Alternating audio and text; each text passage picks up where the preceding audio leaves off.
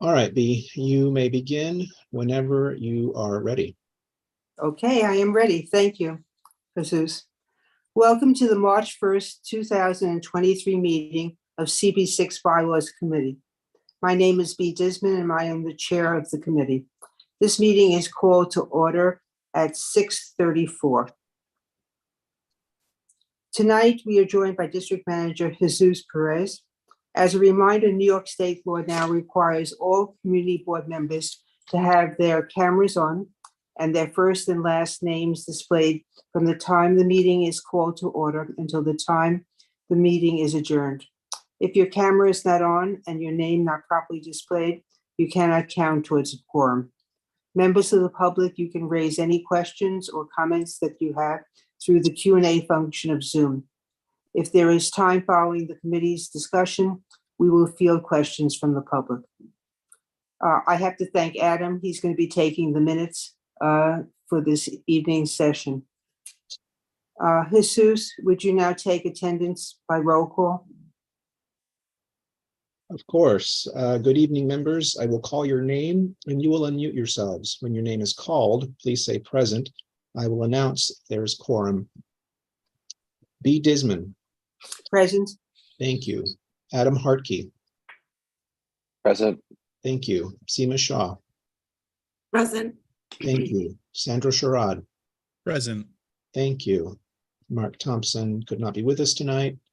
Mara Wong. Present. Thank you. With 5 out of 6 members present, we do have quorum. Thank you. The agenda for tonight's meeting was distributed ahead of time by the board office and appears on the screen before you. If there are no objection, we will adopt the agenda as stated. Members of the committee, if you object to adopting the agenda, you may raise your hands through Zoom. And Jesus, I may need help seeing any hands raised. I don't see any. Okay, thank you. Seeing no objections, the agenda for tonight's meeting is adopted. The minutes from the February 1st committee meeting were distributed ahead of time. If there is no objection, we will adopt these minutes as drafted. Members of the committee, if you object to adopting these minutes, you may raise your hands through Zoom. Any hands up? None that I can see. Okay, seeing no objection, the minutes from the February 1st committee meeting are adopted and will soon be available on the CB6 website. In order to conduct an efficient meeting, let's observe a few ground rules. No one may speak until granted the floor. Committee members, if you have a question about committee business or wish to make a motion, please raise your hand through Zoom. The chat function should not be used for committee business or questions about agenda topics. All such remarks should be made on the record by raising your hand through Zoom. Chat should only be used to alert us to any technical difficulties you are having or to state in writing information like an email address that was already stated aloud on the record during the meeting. When a committee member is given the floor to speak, I will identify you and you can unmute yourself so that you can speak. Committee members are required by the state open meetings law to have their Zoom cameras on and your first and last name displayed during tonight's entire meeting.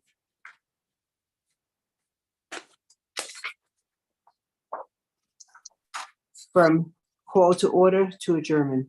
If you must step away from your computer briefly, you are required to leave your camera on. The order of the adopted agenda is as follows, and we're going to start by going through the comments that we received on the draft bylaws. I have to thank a number of the CB6 board members for going through the bylaws, giving comments on sections, rewording sections.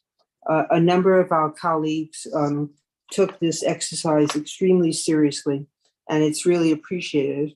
It also shows us the transparency of how we've been functioning as a committee, giving people the opportunity to see the resolution, see the bylaws, provide comments. And what will do now is go through the Airtable. I had an opportunity to go through them all, and may have changed a little of the order just to get everything in sequence as we go through the bylaws. And then The last comments that we just received about 2 hours ago were from Anne. I think you know she was away. And so we'll take that up after we do the air table, which works through the bylaws. So B, if I could, yes, I'm sorry to interrupt. Just to note, someone did just submit a few minutes ago something through the Airtable. One simple remark that there should be no term limits for the chair. oh, okay. So when we get to that, if you can make reference to it, because I'll be going through them all, okay? Thanks. So can we start with the first one I want to start with? Was the one that Jesus brought in. And it is dealing with 1A.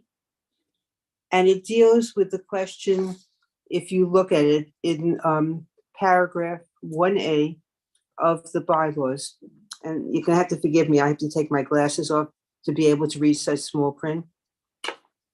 We have in the bylaws, we talk about conflicts. And if you go to the second sentence of 1A, it says, any member participating in the board's consideration of a matter who has a conflict of interest with respect to such matter, whether involving a member's residence, property, business, employment, or otherwise, shall state the nature of conflict in speaking to the issue and shall abstain. I'm going to ask you to focus on abstain from voting on such matter and shall be so recorded. We don't mean literally the word abstain because, and that's what Jesus pointed out, if you abstain, it's like a no vote. It really means you should abstain by voting not entitled.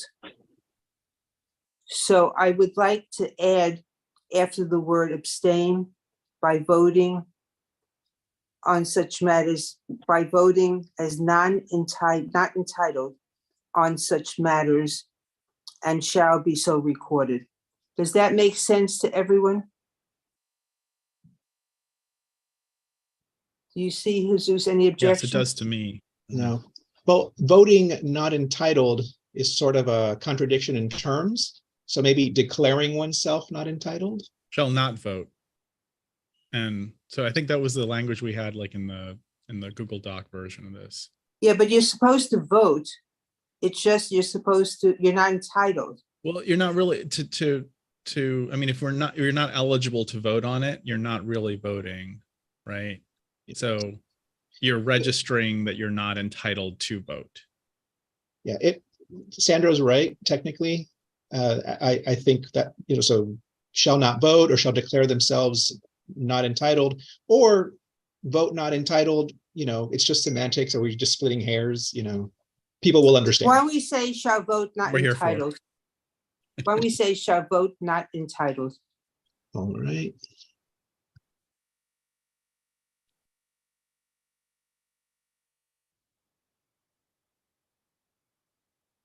Not entitled on such matter and shall be so recorded.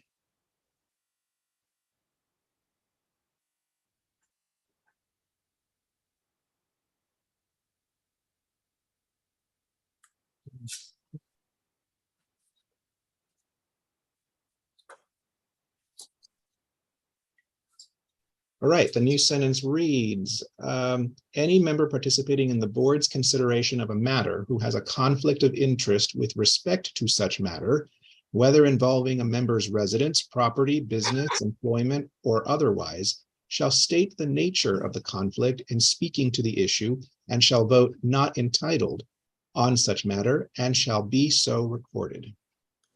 So can I ask a favor, Jesus? Sure. Because when we distribute this at the board, we should really be able to distinguish what we made based on comments. Is it possible to highlight these changes in blue or some other color? Sure. Meaning just the changes made tonight? Yes. Okay, sure. I can Because- highlight them in whatever color you guys want. Blue? Yeah. You just determine. I want people to know that we actually looked at the Airtable, looked at the comments that came in and made these changes when it goes out to the board for the March 8th meeting. Okay. I will remind myself here to note that blue shading is what we've done based on the comments. Okay, Okay, I want to move on to the next one, which Stuart had sent. And it's 1B, it's community board membership. And his comment is, if you look in the second paragraph, okay, we say that any member appearing before a government body or private body or otherwise making a public statement which conflicts in any respect with positions adopted by the board shall affirmatively state that they are not speaking on behalf of the board. I'm going to stop there. The question that Stuart raised is it affirmatively or is it expressly? And I don't know if people had any thoughts about the use of affirmative or expressly state. Any thoughts? Any hands, Jesus? I don't see any. Does anyone have an issue if we just change it to expressly? I understand the context of expressly. Yeah, I think that's maybe a little more direct. Yeah, Yeah, I agree. Expressly is good. okay, so let's change affirmatively to expressly.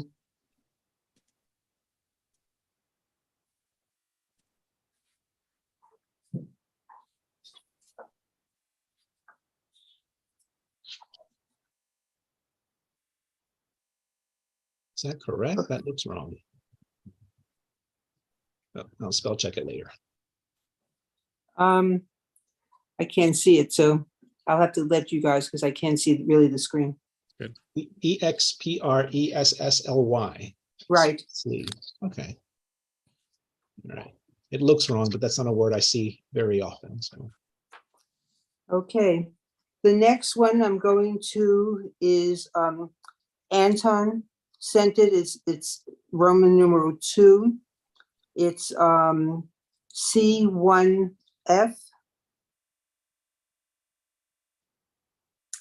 And the word there is, if you look at to decide all questions of order, and he had indicated that order should be a capital O. I don't think so, but I don't know if anyone else's opinion. Where is that? It's F, go to 2C1F.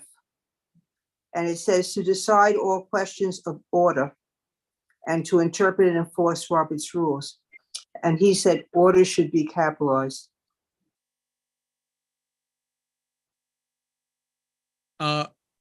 Well, I think that the challenge here is Robert's Rules of Order is a proper title. But I think we're talking about the actual rules and not the compendium. Oh, so if you think the think you order may is mean- referring to Yeah, Robert's rules, order. then it would be a capital O. Well, but we have rules capitalized, and Roberts is a name, so it's always capitalized in English. But I guess The title of the publication is capital R Roberts, capital R Rules, and capital O Yeah. Order. So that should be updated.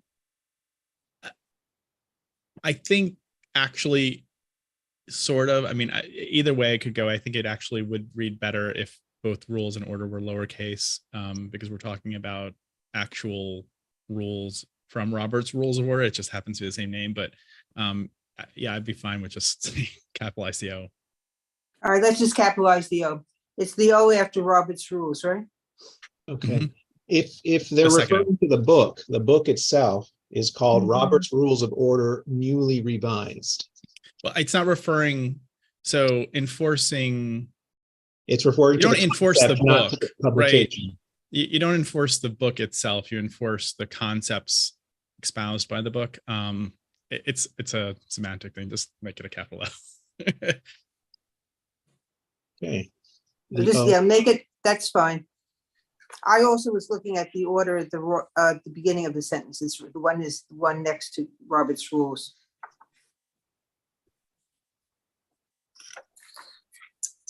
Okay, so the next one that I have is the Roman numeral 2, C1E. Okay. And the suggestion was that we list what we should be attending as meetings. And it says here, attend any meetings required by the mayor, the borough president, pursuant to the city charter, or to designate a representative or representatives to attend all other meetings as may be required to conduct the board's business.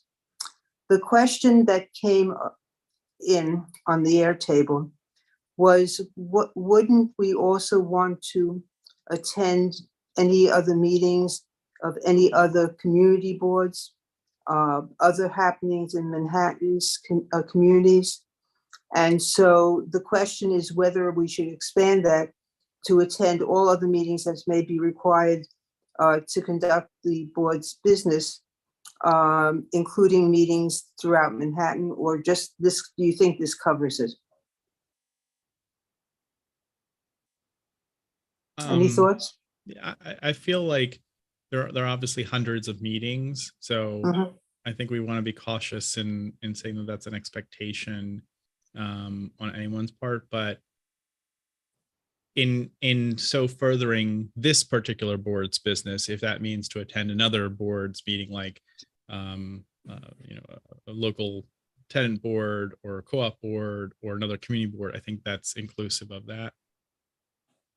Yeah, I think it's kind of like, for example, when we were doing the redistricting, Mhm, you wanted to hear what CB8 had to say. mhm. So we attended that meeting. So I think this covers enough of that. And, the reports of this would come back to the executive committee. And we have also the question, should we put in to inform the executive committee of the issues discussed? That was the second half of it. Any thoughts about that from anyone? So the question is, should we just be going to the meetings, or should we be telling people what is happening at the meetings? Well, I mean, technically, most of these are open meetings, but sometimes they're not open meetings, or there's confidential matters. So of course, we should foster communication between the chair and the board, but I think we want to be cautious in providing for an allowance of where that's not the advantageous thing. Like if it's a strategic meeting between, two entities that we're working with. Mhm. Okay, so people want to just leave it silent on that? Yeah. Anyone want? No, to I Get think more. it's fine as is. I would hate to add a requirement that wasn't something that someone could live up to every month. Okay. Does anyone feel strongly about including something? Jesus, do you see any hands? No, I don't. Okay, let me move on to the next one. So this was something that a number of people asked, and this is under Roman numeral 2, board offices, 6B.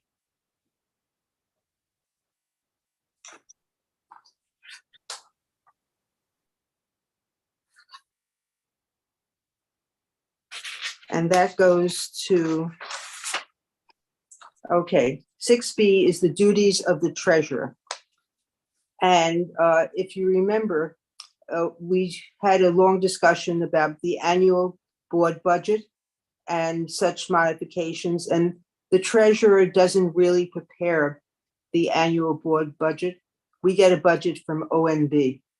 So the questions that has come in is who prepares the budget? And I'm going to go to Jesus.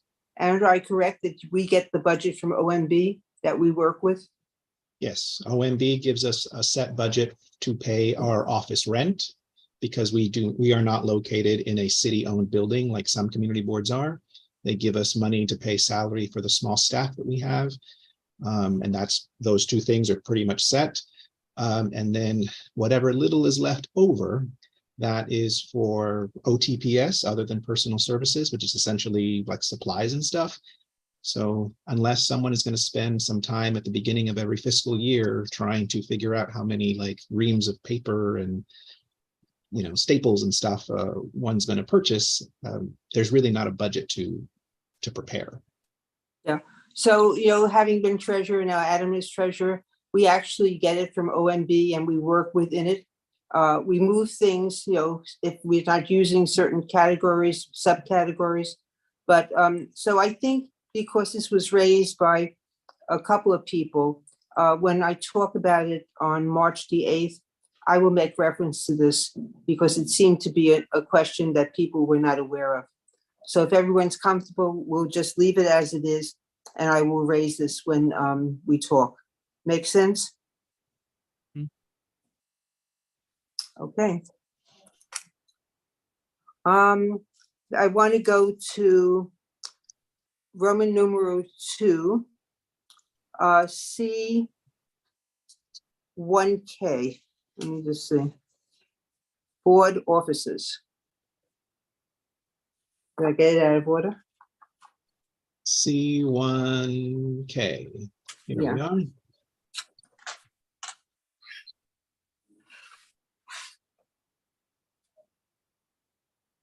To appoint members to committees of the board. I am missing that. Let's see.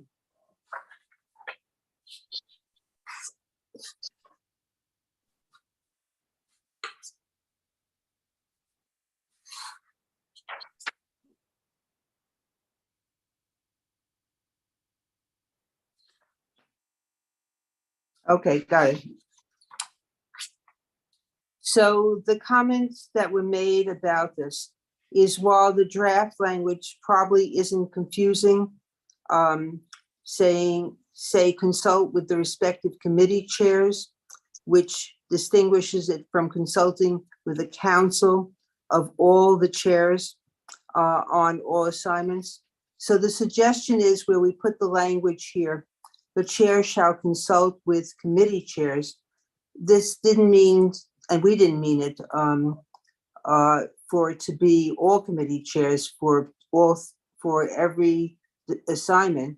I think the suggestion was to put the word with respective committee chairs. If that makes it clearer, I'm comfortable with it because that's what we meant. Anyone have a comment? Yeah, I think that's clear with the respective committee chairs. Okay. So we're going to put the word respective.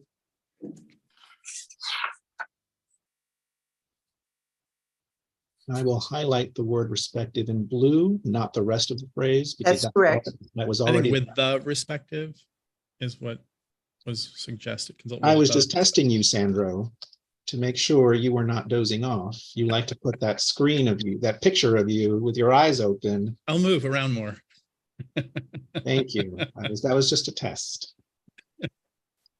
Oh, the Okay. used to be blue too.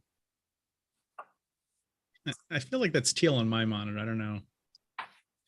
It looks I'm like sure teal. It colors- looks like the color of Yeah. my nail polish, which is teal.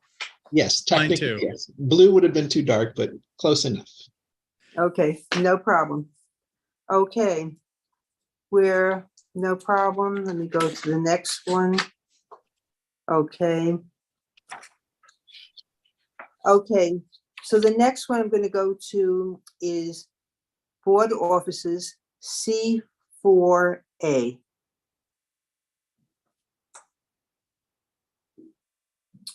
And we had a discussion on that, okay? And the question that came up here is, when we said here, it said the final draft of the minutes as approved by, we took out secretary and left chair should be furnished to all board members prior to the following full board meeting for approval. The question that came in is, why did we take out the chair? I'm sorry, take out the secretary. And is the assumption that the secretary doesn't write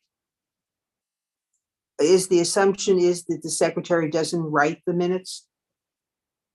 So the question was, why did we take the secretary out? And I thought we did that because to deal with reality, that the minutes go to the chair and then go to the board members prior. So does anyone want to refresh why we took the secretary out of this one? So I feel like I'll add one quick thing if it's okay. So the first sentence basically states that it's the duty of the secretary to oversee the compilation of the minutes. The second sentence says that that already overseen body of work will be turned over to the chair. It doesn't really make sense for the secretary to then approve their own work as well, because they should be approving it as part of the overseeing process. Mhm. It's kind of repetitive. From Yeah, an operational point of view, as far as the office is concerned, because we're very involved in this, the bulk of the minutes comes from the secretary.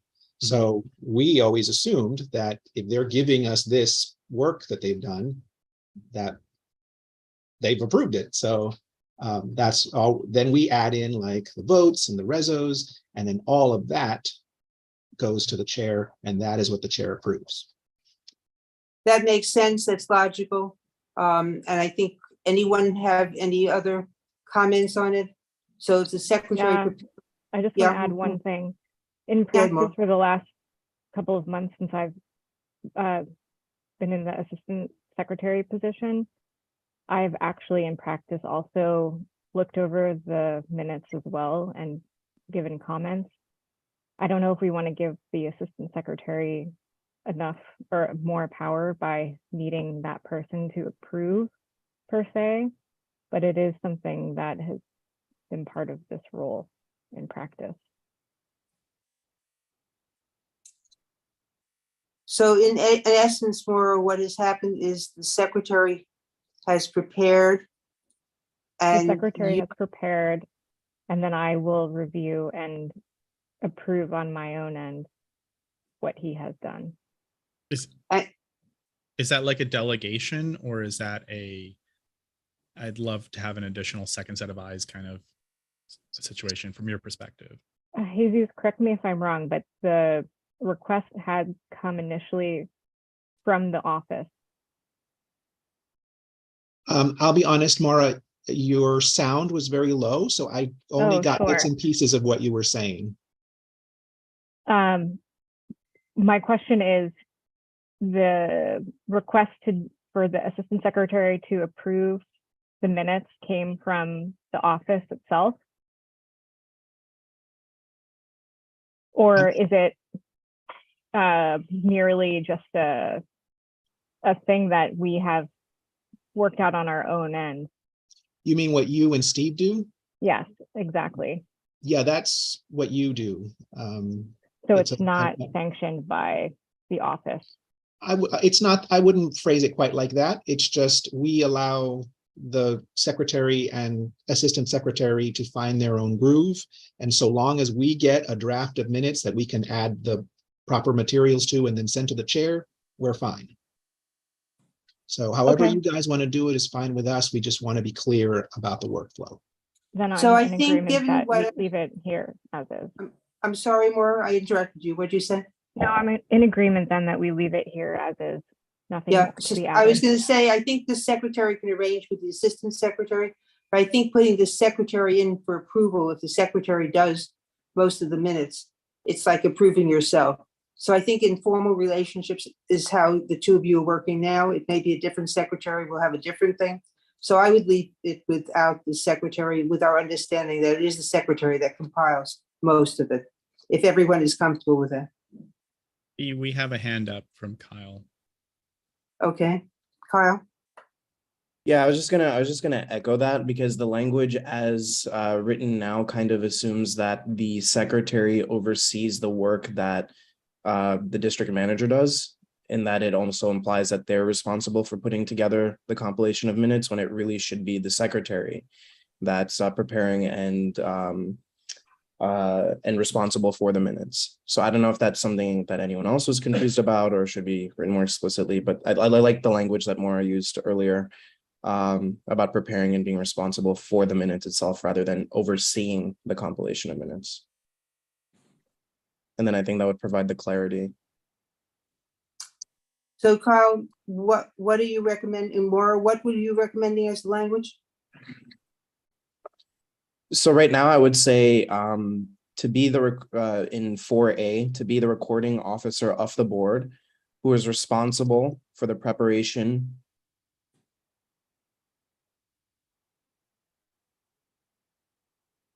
of minutes, which is then submitted to the district manager and the board staff. Okay, And that's striking the second sentence, It would be, or in between the second I and the mean, first yeah, I sentence. mean, it'd be the mix of the first and the second.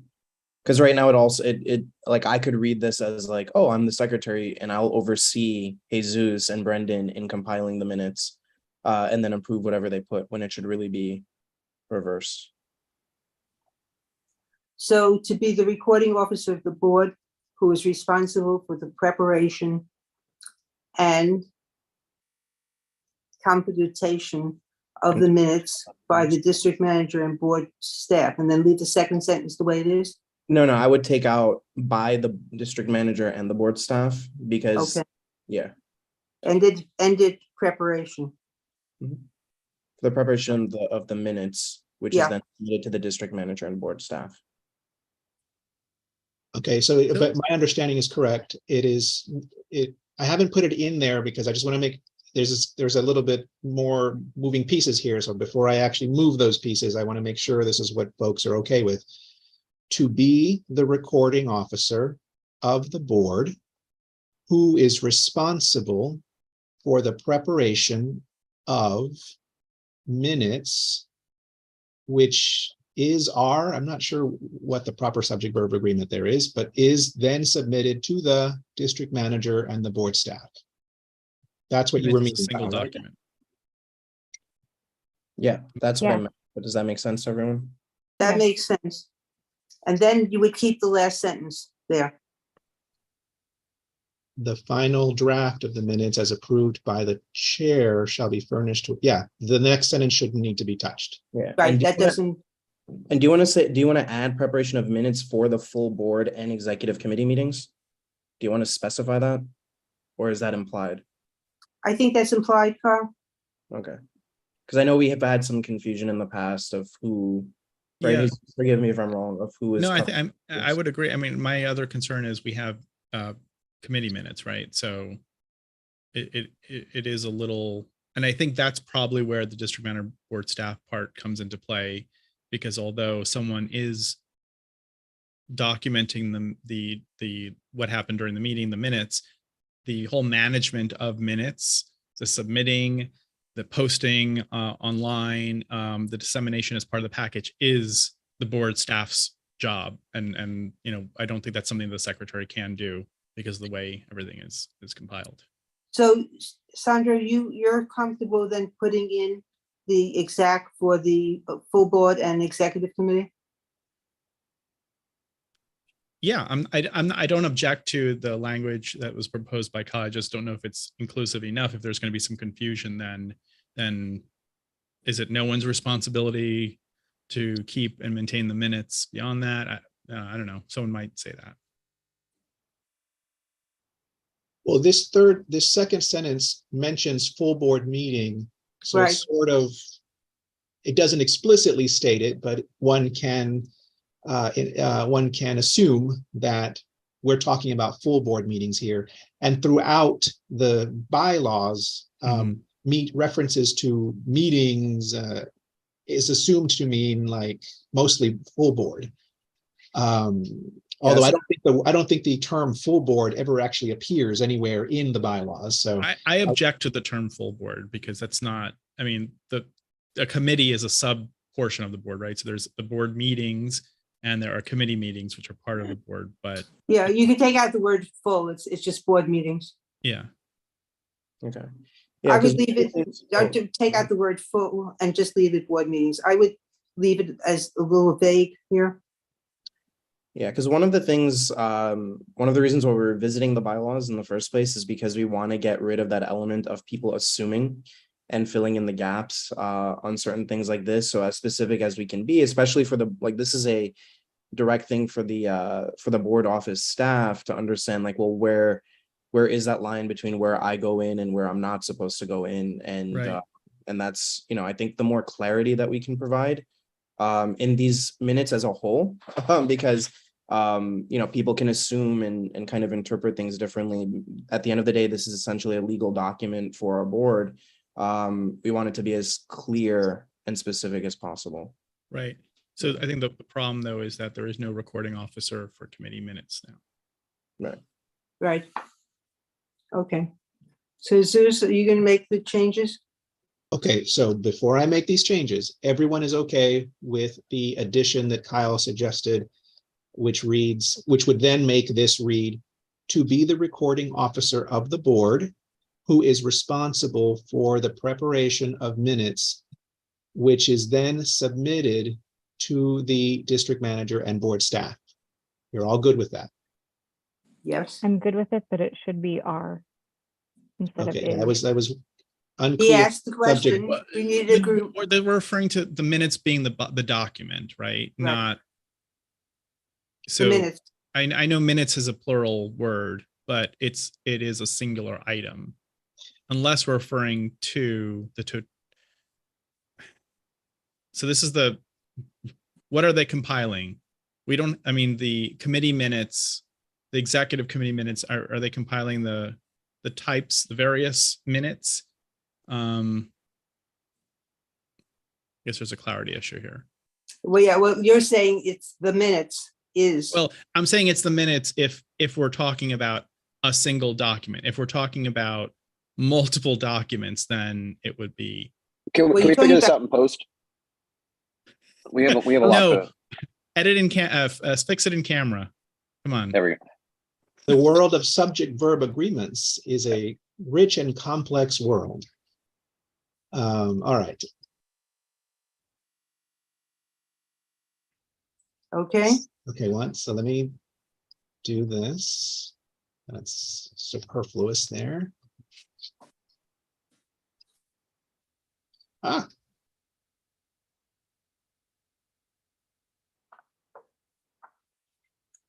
Take this out. Okay, so it now reads one more time, to be the recording officer of the board who is responsible for the preparation of minutes, which is then submitted to the district manager and the board staff. Looks good.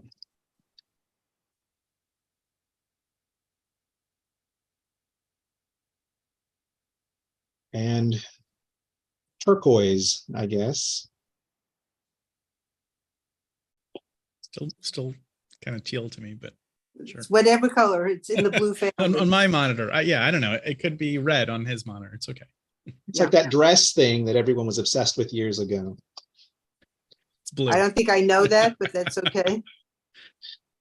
Dress is blue. Okay. So let me go on to the next one, which deals with the election of officers. And I think that was something that we spent a lot of time talking about. And one of the comments is that deals with the question of it's election of officers A, and it deals with the question that the chair of the elections committee is delegated the authority to resolve all issues that may occur during its deliberations. And the concern was the way it was written. You assume that the election committee itself wasn't involved in discussions, that it was just a sole individual. So in order to be a little more clear, the recommendation is through a vote in the presence of a quorum, the elections committee will resolve any issues that may occur during its deliberations. And that is actually what takes place. There's a discussion within the election committee. So yeah, that sounds right. I just have a question. So what happens if the elections committee does not have a quorum?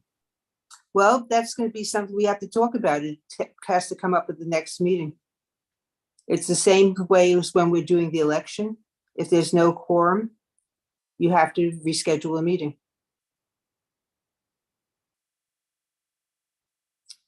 I'm looking at you, Sandra. Yeah, I'm just thinking it through. I think this is an improvement, definitely. I'm Yeah. just worried about the quorum, right? Because then if we're talking about not having, if we can't resolve an issue the night of the election, we then have Well, to you're postpone gonna the have election two and throw issues off the here. One entire is, calendar. yeah, Sandra, one is the election committee itself in their deliberations. Mhm. And I think, as you know, during the election committee deliberations, questions come up. So the committee should be discussing that and coming to a conclusion. I would expect that you have to have a quorum in order to move ahead with your decisions, as we do in anything. And the question of quorum came up even at the board meeting when we're voting on the election. If there is no quorum, it gets pushed off. So you can't make decisions without a quorum. Does anyone disagree with that? No, I don't. That's not, I think, what I was saying. Jesus, can you show us the next, after 3, the next section? So my concern is there is responsibilities of the elections committee in B and C beyond their deliberations, initial deliberations anyway, actually at meetings. So for example, C says board officers will scroll a little bit more so I can read. I'm sorry, the full, thank you.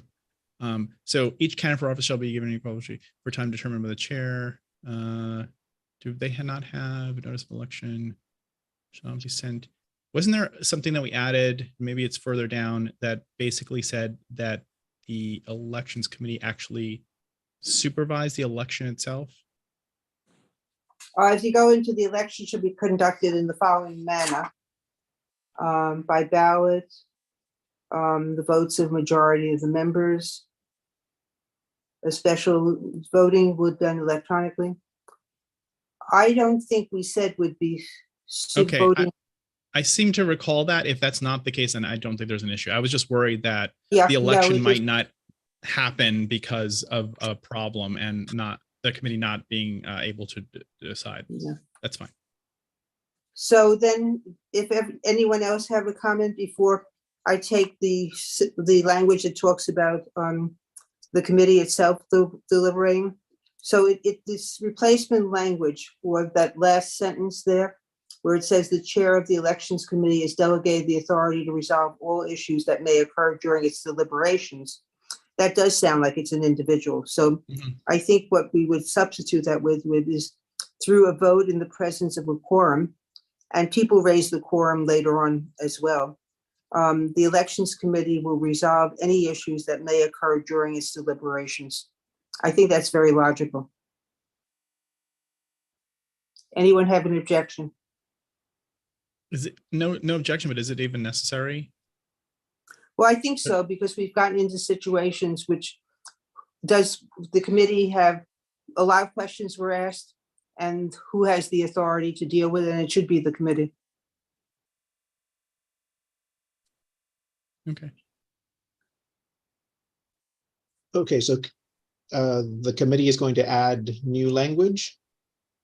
So you're going to take that last sentence of 3A, Yes. where it says the chair of the elections committee, and Mhm. you're going to change it through a vote in the presence of a quorum. The elections committee will resolve any issues that may occur during its deliberations. And the quorum is important because my seeing some of the meetings that took place is people would talk to one person, another person, and you really didn't have the benefit of the interaction of all the committee being there. So I think it's an important distinction. Okay, so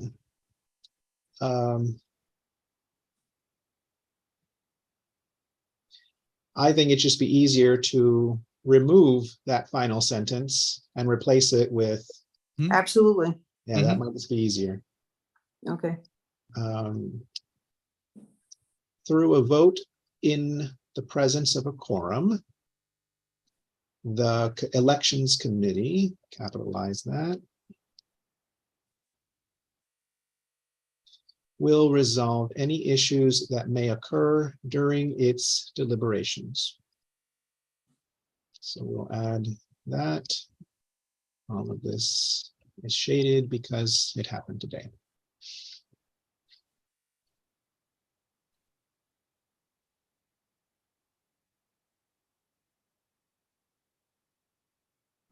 Looks like Kyle Athiad requests the floor. Carl? Just to specify, it kind of, like what Sandra was saying before, it's kind of self-evident that they would resolve any issues that occurred during its own deliberations. Do we want to instead say that may occur during the election cycle? Like the or election process, something like that? To specify that that's what we're talking about, because Why don't we say during the election process? yeah, because deliberations is kind of like, well, any Mhm. committee is going to resolve that during their deliberations anyway. But I think what is being talked about is the election process itself. Mhm. Yeah, I think that's an improvement. Thank you, Kyle. That's an improvement.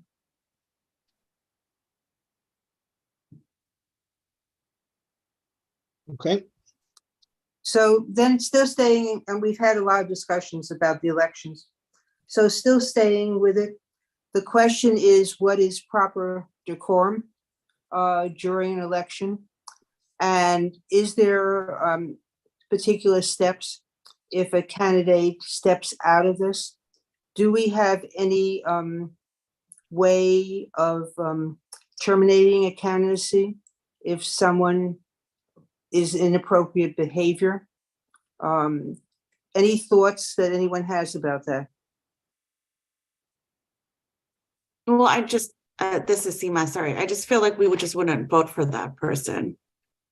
So I'm not sure we need any other process outside of that.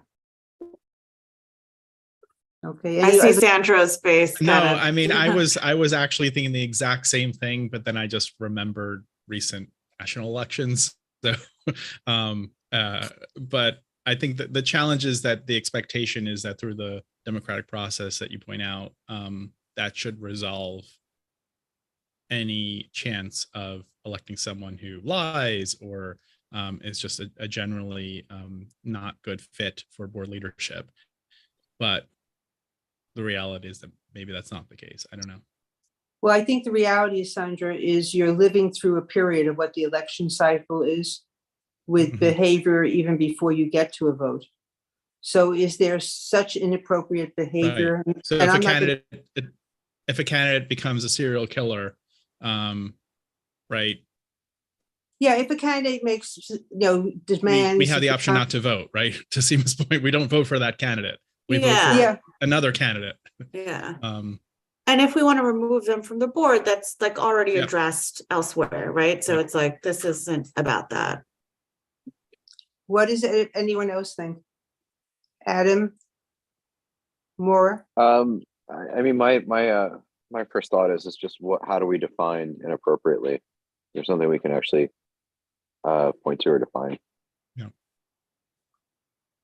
and I think the point that if there was behavior that was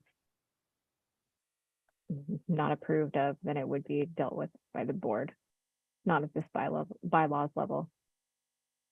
Well, if the question is more whether you do a process, let's say what's inappropriate behavior, I think personal attacks are inappropriate. There's politics and then there's personal attacks.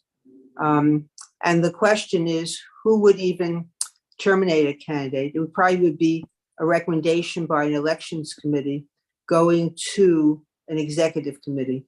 I don't think an elections committee would have the authority. It would have to be elevated. So we have had over years different types of candidacy and different types of situations. But since this was brought up, I thought it was important to raise it with everyone and see what your reaction is.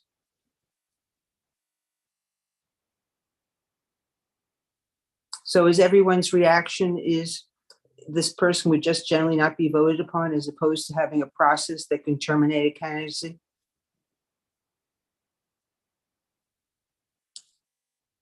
Or is everyone silent?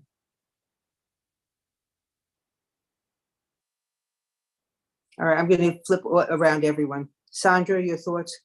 I think that the electorate should decide, and I think it's challenging to, again, to have a potential threshold that is or is not met and has to be determined now by either the committee, the elections committee, or someone else. It just becomes very messy that way. I would definitely rely upon the democratic process here. Okay, Adam? I'd echo that. It seems like it's injecting something that might not be an issue. Okay. Maura, I think your comment. Oh, we have a visitor. Hello. Are you enjoying this? B, More- She's supposed to be in bed. She's so enthralled. Yeah, interesting. Maura, your thoughts? No, I agree with Sandra and Adam, but I do think that the person, if they needed to be removed from the board, this wouldn't be an issue for the Right. elections committee If at it's so all. egregious, Right. right? Yeah, I agree. And then Seema, you're back to your original one that the person wouldn't be voted on or they would be removed from the board?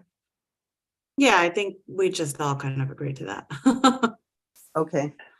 Then I'm going to move on. Another issue is, and we got involved in this and we actually had discussed this before. Another issue is nominations made for other people without even talking to the people. And so the questions that came up under the election of officers is, should we then specifically say that all nominations must be self-nominations, and that by submitting their names for candidacy, they are confirming that if elected, they will assume the role and responsibilities of such position.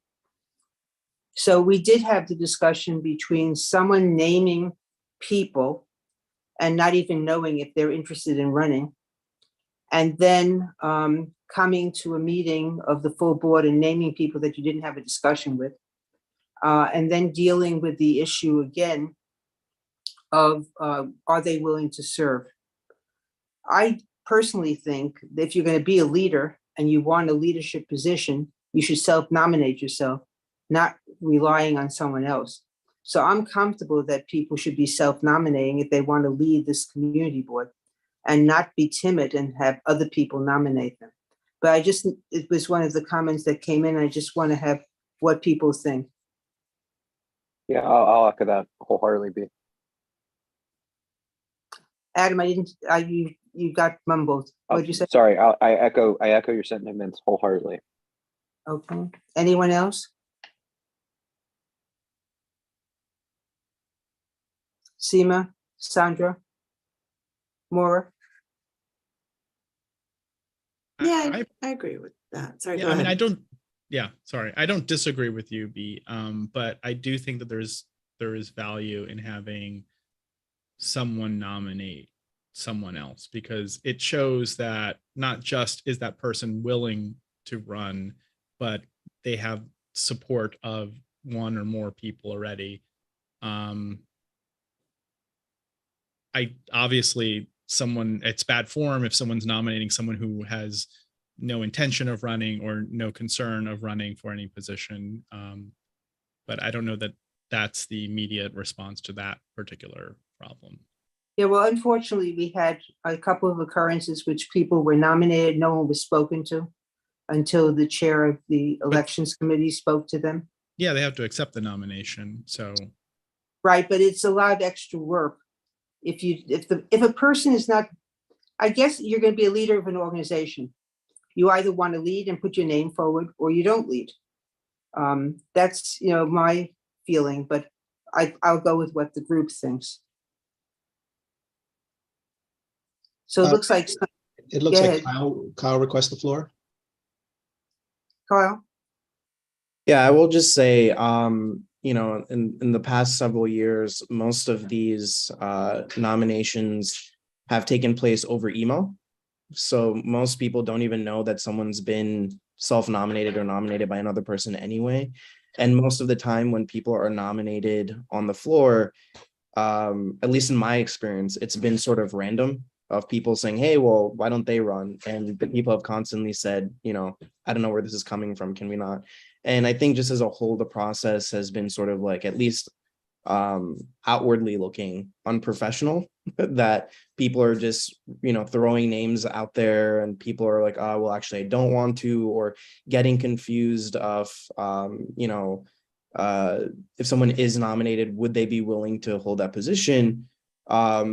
That premise itself is kind of confusing to people because they would say like, well, if I am elected, I would be able to hold it, but I don't necessarily want to. So I think we've gotten into some confusion into that in the past. And I think just allowing people to self-nominate kind of, first of all, removes the stigma of people who want to self-nominate and put their names out there. But then also gets really rid of a lot of this weird stuff that has happened the past couple of years. So I'll just provide that context.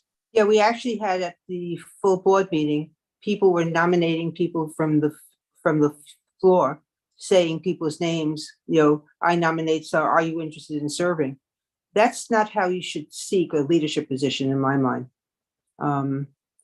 So Sandra, would you object to saying this? No, but Seema has her hand up, so I was gonna Okay, Seema? defer to her. No, I think I lost the thread a little bit based on Kyle's comments. Maybe I'll just wait to see what is being written and then kind of chime back. I think what Carl was saying, people nominate other people in email. Like we had a whole list of nominees that were never even spoken to by the person that nominated them, and not even interested in serving. So when you just put people's names in, that's not the interest in serving as a leader. And we had that on this year, and we had that in previous elections as well. So I was just going to clarify my statement for Seema, if that's helpful. What I was just saying is that self-nominate currently under the process that we are in right now, there's no difference between self-nominating and someone else nominating, because the only person who sees the email of nominating someone else is the elections committee chair themselves and the elections committee. So this wouldn't change any of the operations, but what it would change is the processes that we've seen out on the floor of people saying, hey, like, why doesn't that person run? Why doesn't that person run? And they've never had a conversation with that person. And that person, in fact, is actually not interested in a leadership position. And so this just kind of cleans that up, that suggestion that was made. So I was just providing context of how it's been run the past couple of years. Does that clarify? Exactly is the I have a point of information before I make proposition here? I'm sorry, go ahead. No, what exactly is the proposition here that we update which? So I think the Section to proposition, what? before I go to Sandra, is I would do after 2, a statement to the effect that all nominations must be self-nominations, and that by submitting the names for candidacy, they are confirming that if elected, they will assume the role of responsibilities of the position. We don't say that if you're nominating yourself and if elected, that you will serve. So that would highlight and be, I would make that 3 and make 3, 4. That's would be my suggestion, but I saw someone else's hand. Whose hand did I? Yeah, so I have 3 comments about that. First, it might be semantic, but I think self-nomination doesn't make any sense. The word nomination means to recommend someone, so you can't really recommend yourself. Instead, I would use something that's more akin to what is already there. All eligible members who wish to become candidates for the office described in blah, blah, blah, shall submit in writing. So we're already instructing the candidates to submit in writing. So they should submit a letter of intent to be wished to considered for an office. They're not really self-nominating. I think that's just a weird way to look at it. Maybe it's just because we've been using the term nomination. So I would suggest rewording the first sentence instead of adding this. So you're saying for item 2. Yeah, A2. the first sentence already states that members have to notify the chair. It doesn't, the candidates have to notify. There is no nomination process from the first sentence. Right, the second already sentence saying, is, like, if I want to run, I will tell this person I want to run. okay, so what was the additional language you were recommending? Well, so if shall submit in writing their intention to run is exactly, maybe that's clearer, saying that the person, the candidate who is, or the person who's wanting to be considered a candidate is willing to do so, right? It already says that. It doesn't It already say, says in writing yeah. within. No, but 10 it already business- says, the very start of the sentence says all eligible members of the board who wish to become candidates for the offices. So it tells the future candidates to be, they're not yet candidates, but the ones who want to be candidates to notify the chair of the elections committee. It does not say I can nominate B for anything. It prohibits that, actually. The first sentence already says that B has to say she wants to run for X. I don't think that this is a problem that we need to solve. I think it's kind of already solved, but maybe we just need a little more clarification. Yeah, I would do a little more clarity if you go to your 2 and say in writing within of the elections committee and shall. Well, I want to put in the thing and confirm that if elected, they'll assume the role and responsibilities, because that is the question that. No, I think that's good. I just, the last sentence that Jesus was starting to type in, I think dictating, as you were dictating, doesn't make sense, is what I was saying. So I would not recommend that. But yes, and they are willing to assume the role, the duties and roles of that office, I think is a fair statement, of course. All right, so I think then if you're putting it in writing, let me go for the chair of the elections committee in writing within 10 business days of the announcement of the election committee shall confirm that if elected, they will assume the role and responsibilities of such position and shall receive a written acknowledgement by the committee. So I'm just putting that they will confirm that if elected, they'll assume the role and responsibilities. So section 3 already does state in this version that's before us, the elections committee shall contact candidates for board office and obtain personal assurances from such Right. candidates that if elected, they will assume the role and responsibilities for such position. So you think that's enough? I mean, I think it does state it as you intended. I do like the fact that it's separated, because it's kind of logistically a separate process, right? So we first need to have a candidate notify the committee that they want to be a candidate, and then the committee then has to confirm that they're willing to take on the roles, because perhaps they don't understand the roles. They might have to, tell them, did you read the bylaws? However that manifests as a committee conducts itself, I think it makes sense to have it. The only objection I have right now is the last fragment of a sentence in 2, which starts all nominations and ends in name for candidacy. I think it's superfluous. What's the purpose? Give it to me again. It was something that Jesus was typing as you were talking. It wasn't a finished. Okay, so in essence, what I'm hearing is leave this as it is. Yeah, except that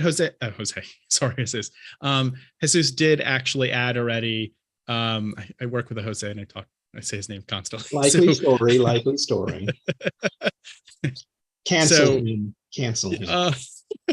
If only I wasn't also Latino. So the first sentence, the second part says shall submit in writing their own intentions to run to contact the chair. Right. By contacting the chair, maybe. Well, I was waiting for the conversation to progress. Yeah. But I think that's the only addition that really is necessary to support Right. the thought. Okay. And just maybe clean up to run by contacting the chair, maybe. I don't know. That's what I would recommend. Jesus, what's your thoughts? About this language? Yeah. I think I would agree with it. My Okay. own personal view is that some of the spectacle of having members randomly call out people's names, like, hey, do you want to run? Hey, do you want to run? I think it cheapens the offices, and I think it trivializes the work that our officers do and the work that the board does. I it's a little harsh, I guess, but I think it does. No, well said. Okay. So then let's move on to the next, if you have the complete let's- thing. I can't read that. So you'll Okay, have, let's finalize this language before moving on. And I will say there are two folks from the audience who have hands up. We've got Ann Seligman and Sandra McKee. okay. So while you're finalizing, let's go to Anne and then Sandra.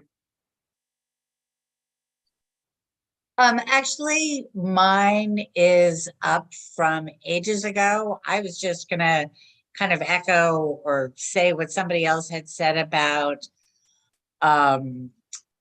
ambiguity between committee and board and full board meetings was something that I didn't even put it in the notes, but anyway, yeah, my hand has been raised this whole time and I sort of forgot. Okay, and we're gonna go to your things at the end because it wasn't on the air table, but I appreciate all your comments in writing. Sandra? I just wanted to confirm that we're no longer going to be taking nominations from the floor then, No, you're gonna be taking nominations from the floor as well. but you have to, in writing, so you make your nomination and then you do it in writing after? No, you open up in the process, when you give the slates of people who have, you're gonna report at the committee, the full board, the people who are nominated, who nominated themselves, and then you're gonna give the ability to nominate again from the floor. That didn't change the process. What we're So trying if, to avoid is that someone submits 10 names and never contacted these people or had a discussion with them. And the But- election chair had to go through and have a discussion. but there are actually legitimate people who nominate someone else as sort of a show of support. And by doing this, you're eliminating that kind of process. And I don't actually think that's right for the small amount of time it takes to just contact someone and say, are you interested? You're eliminating one whole process through Well, adding this unfortunately, if you're restriction. interested, if you're going to be a leader, you should put your name forward. I mean, I feel as strongly on this. You shouldn't just rely on anyone else to put your name forward if you really want that position. Well, it also shows a sign of support. You have the support of someone who's maybe very already a leader in the community board and is saying, oh, yes, I think this person should go ahead. It's I think it's actually fairly standard in the rest of the world. So I don't see any problem with that. I think other people should be allowed to nominate someone else. I mean, of course, they should contact them ahead of time, but I think it's an important aspect of having an election. I think people have two opportunities to put themselves in for the election, and just X, Y, Z supporting Y doesn't mean that it should give you it should give you a step up on the election. Of course not, but it's just a matter of maybe a little more confidence or some support. I guess I don't see why it's necessary to come out on your own when you may have other support elsewhere. Well, because you're going to That's be the it, leader. thanks. Yeah, Sandra, you're going to be the leader. I think on this, you and I could discuss later on, but I feel strongly as to what leadership is. Thanks. Okay, thank you, bye. Thank you. Okay, We do have Do we one have- more person who requests the floor. yes, Maybe Uh, I would suggest that. who? Okay, I'm sorry. That was someone who did not mute themselves. Kevin O'Keefe requests the floor. Does the chair grant? Kevin, yes? Hi Kevin? all. Hi, Thanks for running a great meeting. As an aside, you had mentioned that candidates should contact the chair of the elections committee. How will that be done? Because hopefully the chair is someone willing to share the email address with the full board, if you're suggesting that that's the way to contact that individual. Yeah, well, I'm suggesting that candidates should work through the chair and the committee will decide how they will proceed. Yeah, it sounds like we're in the weeds here, so I apologize. But again, process question. How would that happen? Candidate reaches out to the committee chair. It's not being done, I assume, in a committee meeting because no one else is invited to that meeting. How is that person contacted? Are we supposed to flag him down on the street? I'm obviously joking, but I think there needs to be a process explained. Oh, and there's also with another side, I fully agree with Sandy with her points that were just made. Mhm. So I actually think when the chair is announced of the committee, okay, there certainly is a way for candidates who are already been nominated themselves to have an email dialogue with the chair of the committee, and they will then talk about that in deliberations.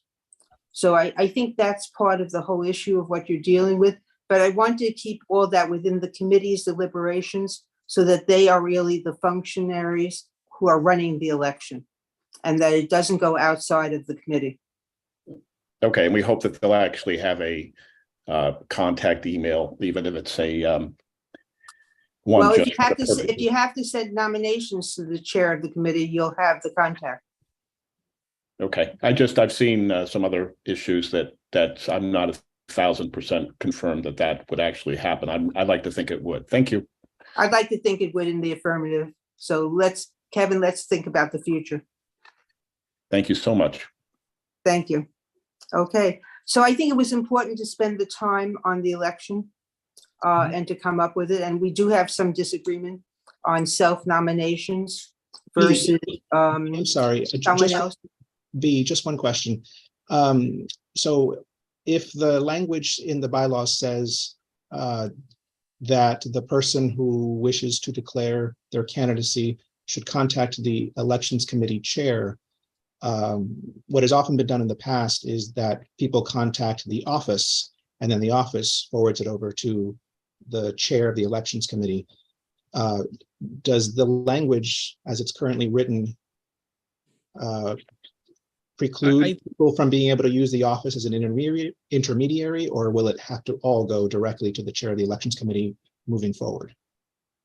I heard Sandro. Now, yeah, I'm I'll sorry. comment. I'm sorry. I started responding. I wait. Go ahead, Sandro. No, I was just gonna say, I mean, I think in effect, we're saying that there is a written communication to the chair of the elections committee. We're not saying that it is delivered in any specific manner, right? I mean, it's just directed to the chair. It could be through the post, I guess, in which case it would go to the board office and the board office would remail it or scan it. I mean, I don't think we need to go through the technical deliverance method. I feel like in writing I think we're of course probably intending this to be electronic. It might be that, you know, it's submitted through text. I don't know. I think there's some variation of how the mechanism could work, but I think it is flexible enough, as is to your point. Yeah, and I actually do think if they develop a process, I actually think it should be going to the chair of the election committee, because this way the office stays out of the election. I would think it's better, more direct. I would agree. 100%. It's more direct. So to answer your question, I think it shouldn't go to an office and be delivered to it. But I think that's the process that can be worked out by the committee itself. Well said. You know, now that I think about it, in future, the office could also could make an Airtable form for people who want to run, and people can just fill out the Airtable form and it goes directly to the chair of the elections committee, just like other things. So, yeah. Absolutely. Okay, let's move on to Someone another else item. requests the floor. Kyle requests the floor. Okay, Carl, I still have one more for the election of officers. Go ahead, Carl. Yeah, no, I was just gonna say, just building off of what Jesus just said, we should probably create a special email at CB6 for the elections committee in that process, because we also do want to retain that information and make sure that it's within the confines of the board rather than two individuals speaking through their private emails. I agree with you. I think you need to have a structure on how you do it. So I think that's something that the board can look to do. Mhm. Thank you, Carl. Okay, Okay, so before we move on, we'll say, I'll read this language before moving on. Okay. All eligible members of the board who wish to become candidates for the offices described in section 2A shall submit their own intention to run to the chair of the elections committee in writing within 10 business days of the announcement of the elections committee and shall receive a written acknowledgement. Works for me. Does anyone have an I objection? would just add maybe one word to that. I 100% like the changes, but now I'm just reading through the rest of the sentence. The announcement of the election committee, do we want to say like the announcement of the convening, appointment? I mean, something, because Why it don't we say almost of sounds like, appointments? The yeah, it announcement almost of sounds like the appointment. election committee's announcement. Yeah. As opposed to the announcement of an election committee. So why don't we say the appointment? Of So the you can leave announcement like of the appointment of the elections or something like Right. of, okay, within 10 business days that. of. Or just, announcement I'm sorry, B, of- did you actually mean to remove the word announcement and say of the No. appointment? No, Because we don't actually know, like Kyle can appoint a committee, but might not announce it until later, Right, right? right. No, I was just adding the word. Of the announcement of the appointment Right, of the elections committee. Yep. Oop, Tealify, please. Okay, there we go. So now we're ready to move on, right? yep. So we're still with an election of officers, okay? And this has to do with C, okay? It has to do with the process itself. And this is where the question came up in the absence of what happens in the absence of a quorum, okay?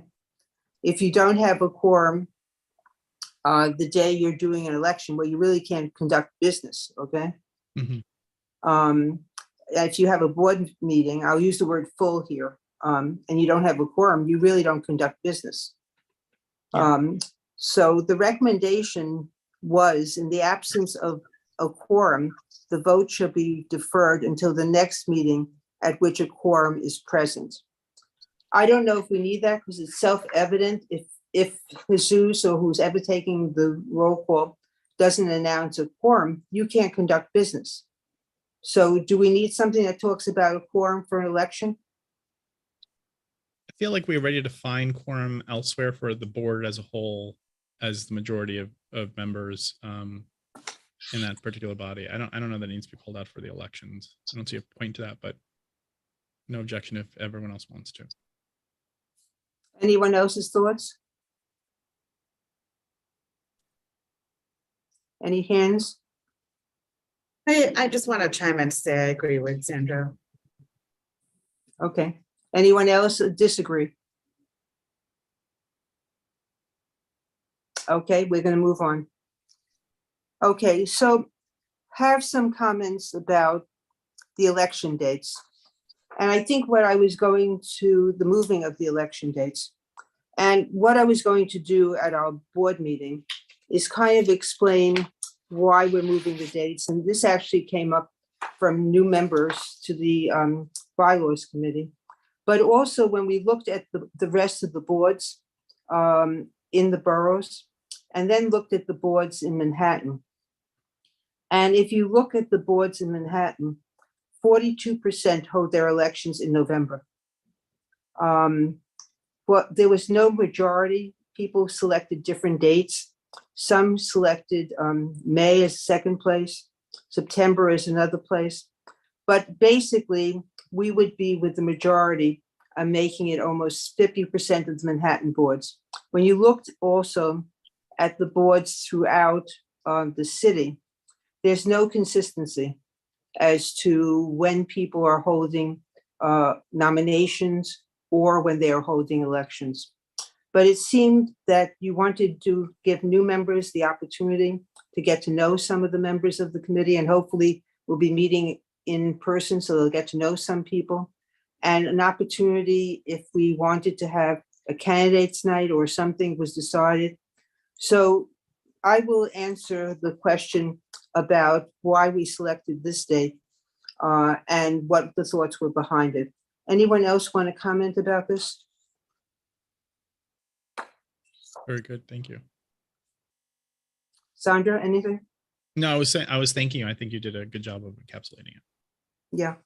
And it's really a shame, by the way, when you went to the websites, I think I've said this before, a number of community boards don't even have bylaws on the websites. So it was very hard. A number of community boards didn't have anything about election of officers. And so when you think about the things that we're debating and going through, I think you could see how directive we are at this point in time. Okay, I'd like to go to item 4, section C. Okay. And what was suggested in this was that the language that we have represented numerous issues, okay? That it referred to one-year terms with the calendar from January 1st to December 31st. The current language qualifies for 5 years to run consecutively. The question is, when does the clock start? So the suggestion was to replace the language that we have in C, okay, a chair of a standing committee, and to recommend this kind of language. And I'm going to give you what the recommended language was, and I think it does clarify it. The chairs of standing committees shall serve at the pleasure of and only during the tenure of the board chair who appointed or reappointed them. Once a board member has accumulated 60 months as chair, so that doesn't go with 5 years as to being concerned about time, 60 months as chair of one or more standing committees, that member's chairmanship terminates, and such member may not be appointed chair of any committee in the subsequent 12 months. If a member chaired more than one committee, the time as chair of each of those committees is added separately to the 60-month limit, even if the terms are concurrent. Any comments about the revision? I thought it was a little clearer than what we had for C, but I'm willing to take comments. Any comments? And for the committee, you could actually look at this in the Airtable if you want to.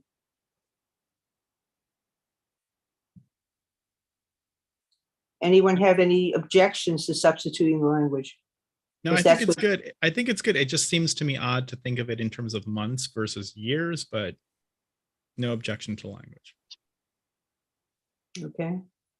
Anyone else have any thoughts or objection to language? Okay, Jesus, Kyle has his hand up. Kyle requests the floor. okay, Carl?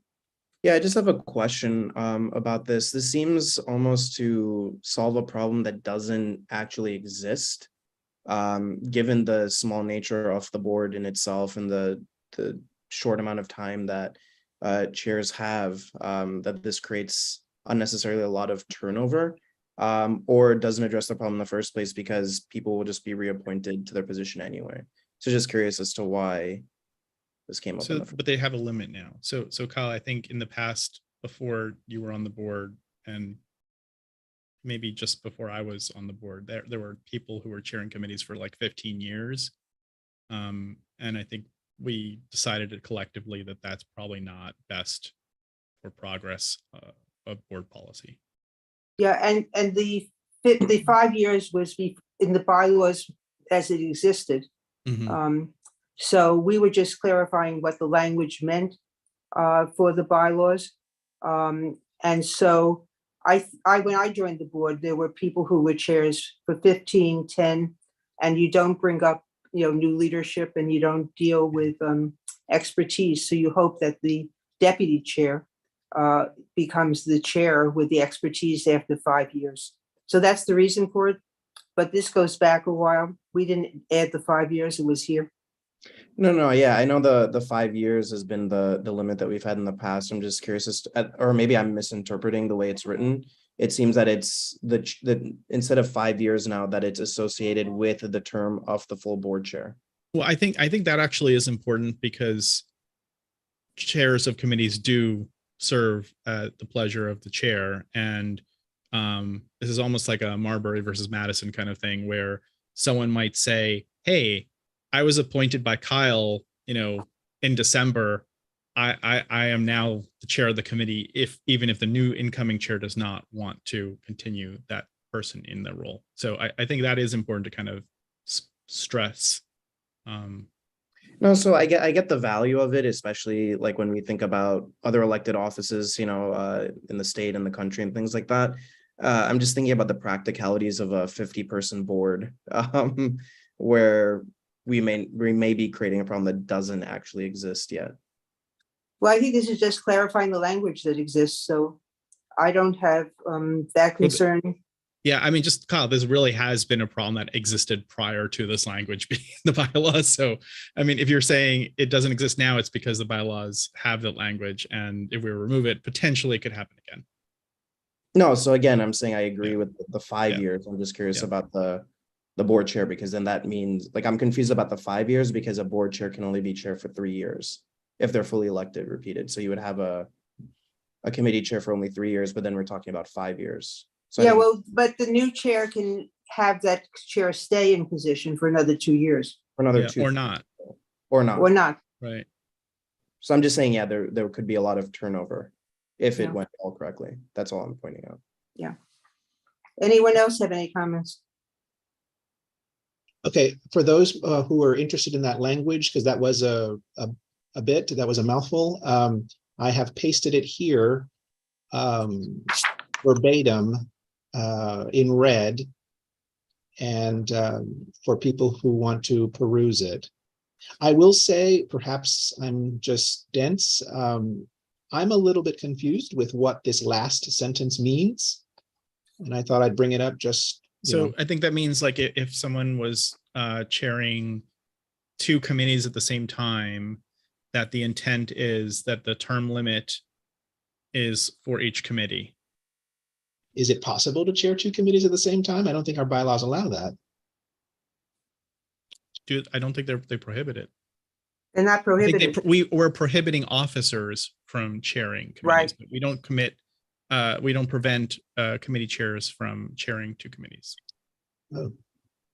It's All right, probably so not a good idea. they would have to achieve 60 months in each role in order to be ineligible.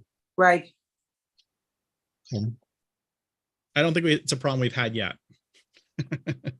No, I think the wear and tear on chairs are such that they can't really do it at this point in time. And there were additional comments made with this particular rewrite. It says, I presume is intent of the bylaws that service as chair and service as vice chair are to be considered discreetly, and absolutely. We're just Mhm. talking about Yeah. the chair. I would Okay, agree. so if you could substitute that language, Jesus. Okay, so the Are we language, okay with, sorry, just quickly, are we okay with leaving the months as opposed to years here? I think this is the only place in the bylaws where we. Yeah, I feel specify it's months. awkward to think of this. Yeah. I mean, it to me, it would be normal to say 5 years instead of 60 months. I think that would be. Otherwise, I think the text makes perfect sense. All right, so why don't we then substitute once a board member has accumulated 5 years as chair instead of 60 months and 60 months?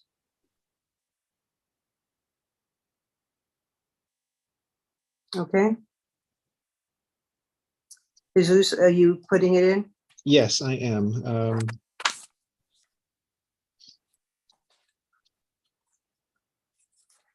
Okay, just give me a few more moments.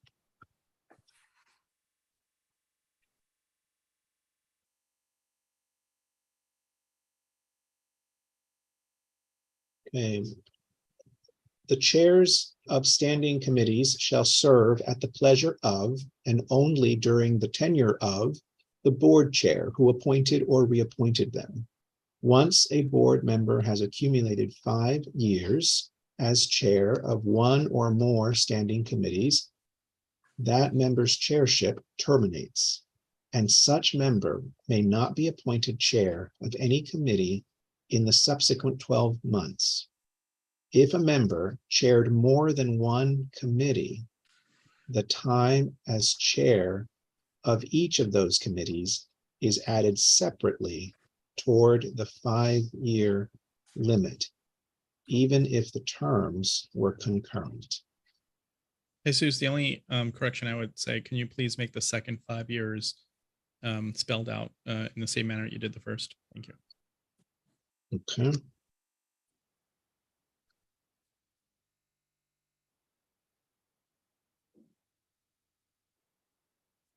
You can remove the hyphen as well. Well, if it's 5-year, Yeah, but you don't have it in the first 5 year. because that's different. That's a different. I see what you're saying. An different adjective, instructions. no. Then wouldn't the hyphen be within the paren enclosure?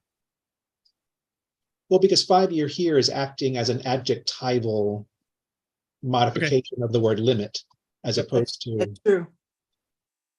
All right, so we will be removing what was the entire paragraph, what was there before.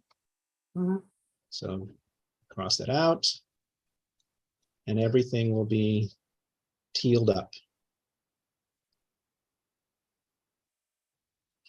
All right, and I learned something tonight. I did not realize our bylaws did not prohibit one person being chair of 2 committees. Yeah, How- they would have to be super person So and don't a get any little, ideas here. Come on. and little nuts, okay? Okay. So we ready for me to move on? Please, If Madam you Chair. are, yes. Okay, so the next one is 7A, 3A, okay? And this was actually commented by a couple of people. And if you look at 3A,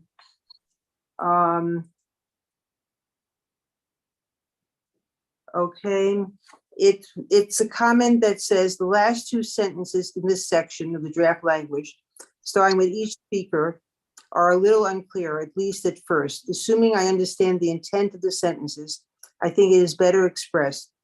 It's quote, speakers shall each be limited to 3 minutes, except the board chair may, in advance of the session, shorten or extend the time for each speaker at that session, and the board chair may also grant individual speakers additional time. So comments were made to clarify the language, and then we did receive comments that what happens if the board itself wants the speaker to have more time as opposed to the chair. We did take out the ability for a vote by the full board to extend the time or to hear a speaker. And the reason we did is we've never actually have done that as a community board, taken a vote on the length of time for speakers. No, So the question was, does this give too much power to the chair? Or should we leave it the way it was before? Or if we're doing this language, should we change the language? So I'm going to raise questions, and Sandra, go ahead. Yeah, no, I was just gonna say, in the past, if a member has wanted a speaker to go on or give additional information or testimony, a member has requested that the chair extend the time period.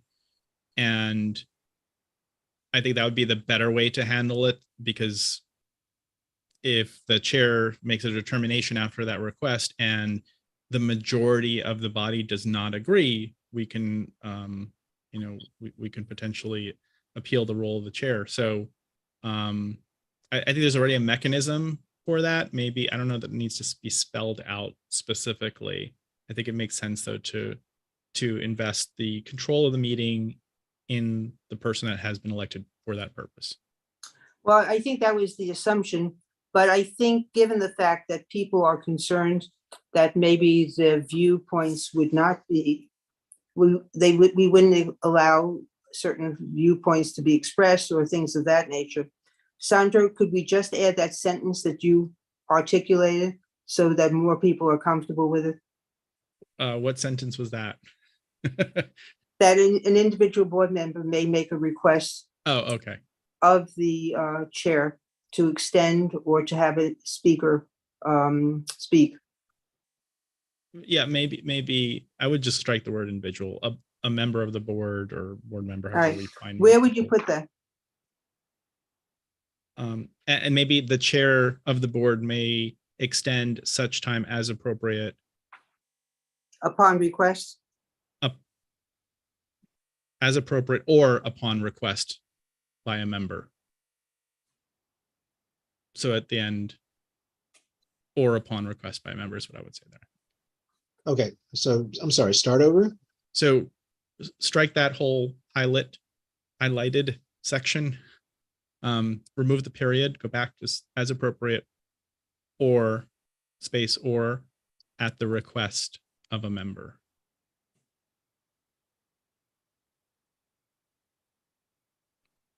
Yeah.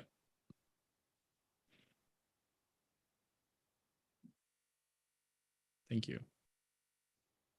Okay, Okay, that so- seems to give the assurance that a member of the board can request. So the sentence now reads, the chair of the board may extend such time as appropriate or at the request of a member. Yep, Thank you. thank you. Okay, let me just go to the next one. 7A4, okay.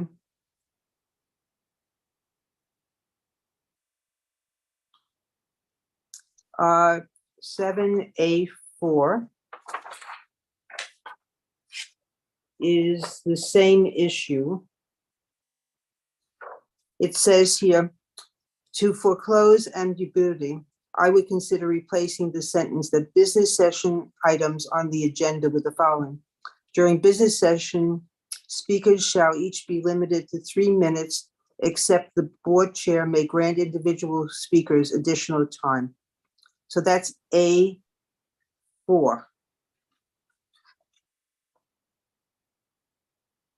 But that's what we were just dealing with.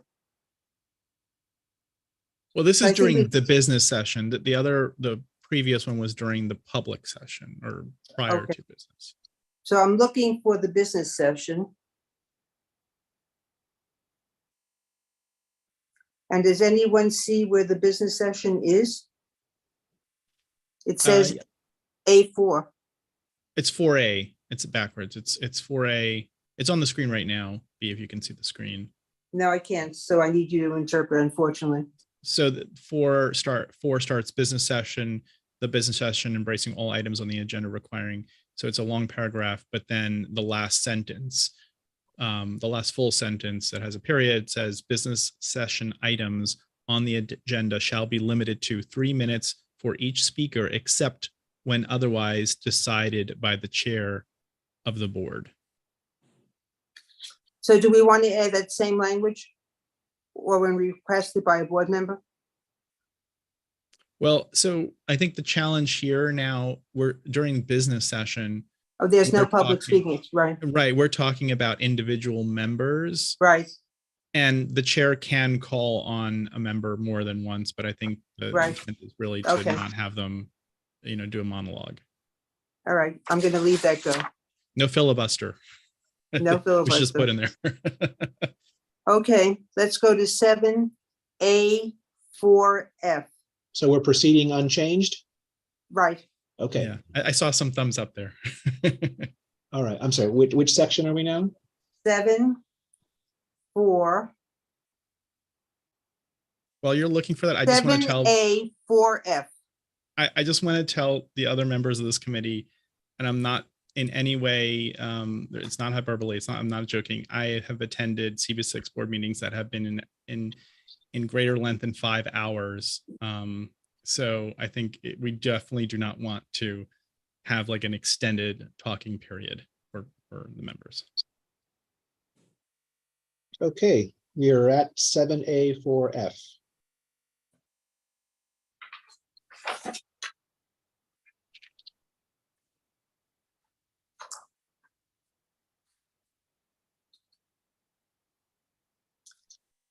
Okay, so this is just a little editing, okay? And this is this sentence that says, unless time sensitive, draft resolutions presented should be provided at least 3 days in advance of the board meeting. Same standards should be resolutions presented to committee meetings. I would change the recommendations here. I would change it to unless time-sensitive draft resolutions presented should be provided at least 3 days in advance of the board meeting. And in parentheses, the same standard applies to resolutions presented at committee meetings. I'm okay with that language if it makes it clearer. Anyone have any thoughts? I believe the person who submitted this comment, their objection was with the fact that with those being a parenthetical remark, it looks like it was left in there by mistake.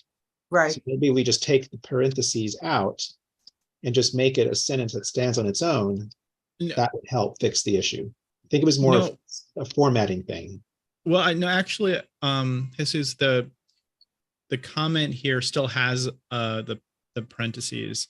I think the real challenging part, which I 100% agree with, it's not should apply, but makes a firm statement applies. Right. The word applies is capitalized. Well, I think that was just him. Just for calling out emphasis. That was just to give us emphasis that Yeah, we're talking yeah. about both.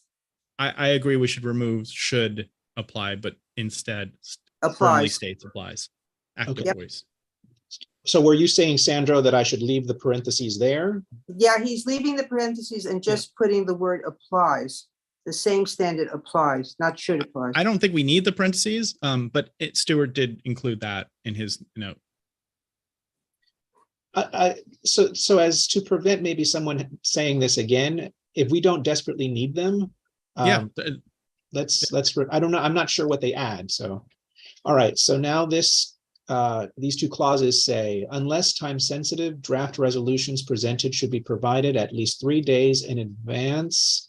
We'll be consistent with our formatting and type out the 3.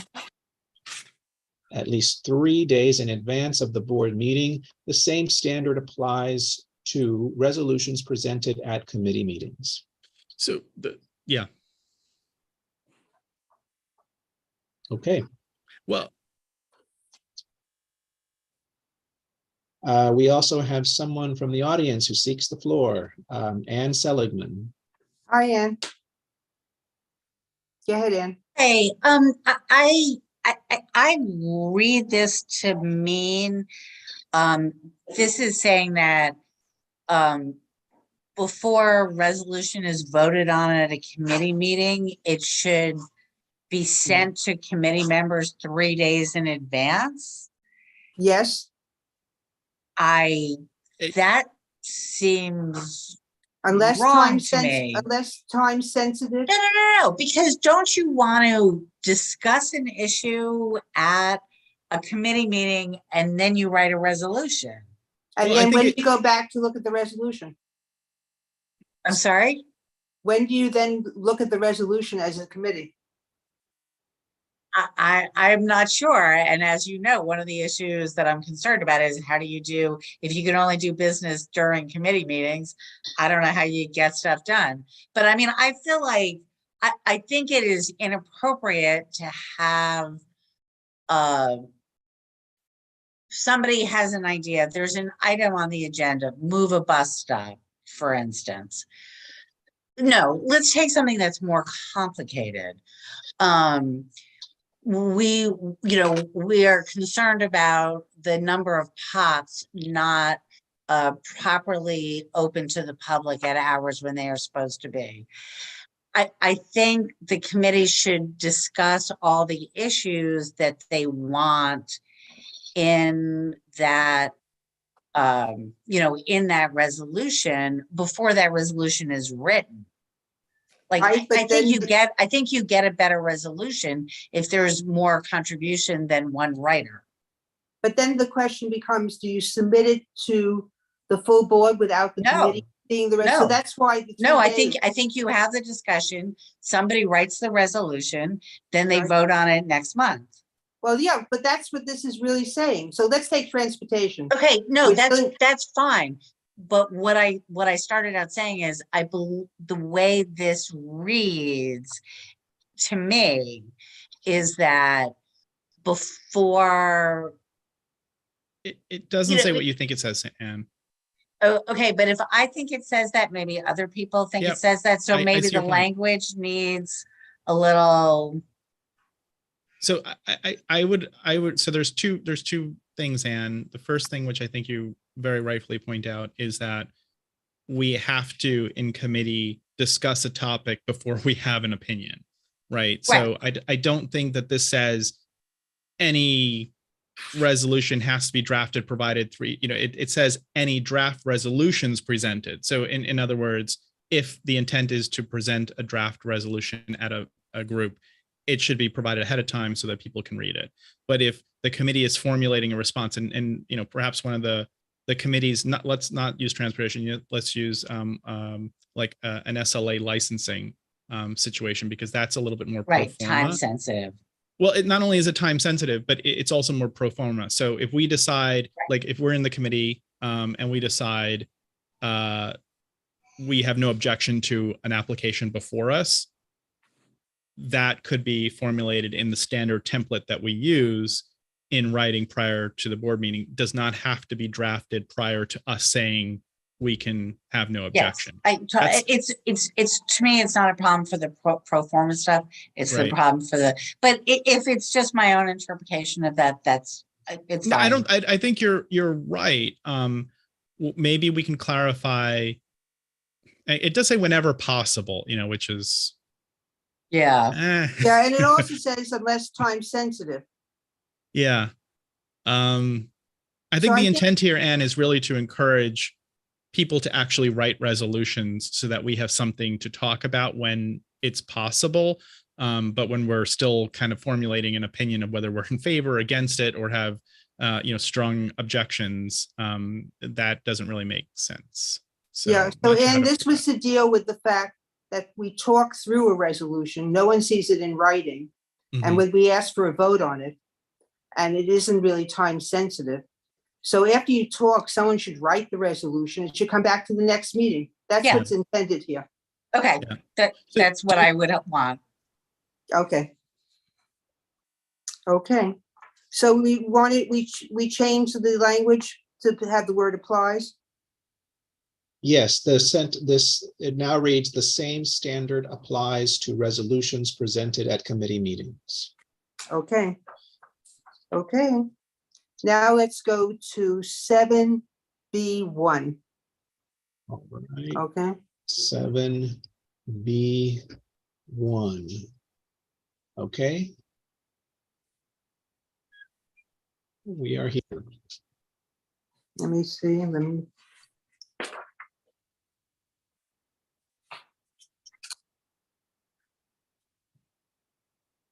Okay. So what this has to do is with Robert's rules and stuff. So I'm going to read here because it's explained. It's said here, as I explained below, I believe this section should be rewritten to read something like this. Voting on final resolutions shall be by written or digital ballot, and on all other questions by a show of hands or by unanimous consent, except that upon request of at least five members, any vote taken by written or digital ballot shall be by roll call. Before a meeting is adjourned, the number of yeas and nay votes for each final resolution will be announced, and a record of the votes of each member shall be maintained. And the reasoning for this is to propose inserting or by unanimous consent in the first sentence after show of hands. And this was provided in anticipation of us conforming to Robert's rules. So I don't know if people have any question about B1 as it is written and whether or not we should use this conforming language.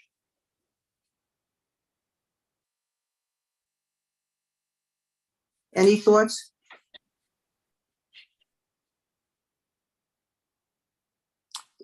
Jesus, you want to put the language up because it's a little long so people could see? Sure, just give me a few moments.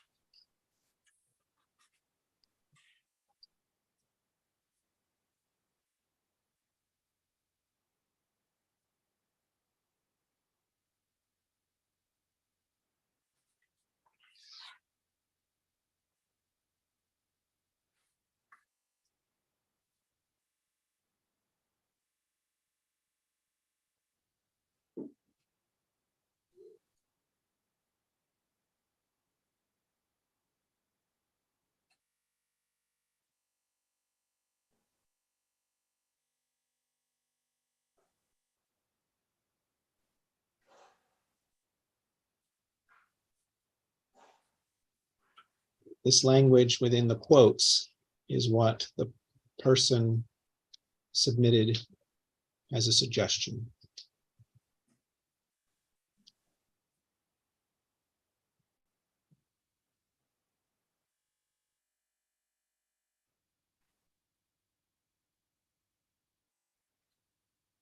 Anyone have any thoughts? You see the language that's there already, and you see the clarification. The clarification is in red. I'm sorry. Yeah, it's what he's just put in. That's the suggested language. One thing I will say, for those members who are newer and don't remember a pre-pandemic CB6, where you guys did ballots and no official call was made at that meeting, it only came afterwards. This does make it conform with more proper, protocol. But then it would mean you guys could not return back to that. If we go back to in-person meetings and the ballots are taken by paper, those ballots are going to have to be counted and tallied before anyone leaves. Or we're going to have to use a digital ballot, because the practice of sort of, showing by hands, when the ballots almost always showed the same thing as the hands, but in theory, it's a possibility they could not.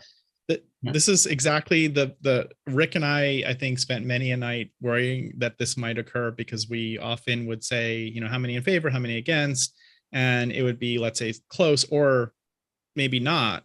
But the paper ballot that then was submitted could theoretically be completely the opposite, and it looks very bizarre and almost looks like someone manipulated the ballots. I don't think it ever happened, but this is definitely a situation that could occur if we were to rely solely on a verbal vote and then a subsequent written as we're required by law. So what this would mean, if we're back in person, is it extends basically our meeting for the ballots to be counted, and the same thing that you do now electronically, or it means we go to more electronic ballots if we're in a place that gives us access to Wi-Fi. Well, I think the other challenge is it means that if we're not able to do, for whatever reason, a written or digital ballot, there will be a full roll call each and every time that someone makes a motion, calls the question. I think, it does sound, it worries me. But I think that is Robert's rules. I'm not certain about that. There are some boards that do take roll call votes for every reso votes. There are some that do that. This board is not. We're not. We can do a voice, or what's called a standing vote. Right. We don't have to do a roll call vote. We have to record each member's vote, though, which is why we have done the written or now the digital version. So what am I hearing from the committee? You want to leave it as it is or adopt the revised language? Thoughts?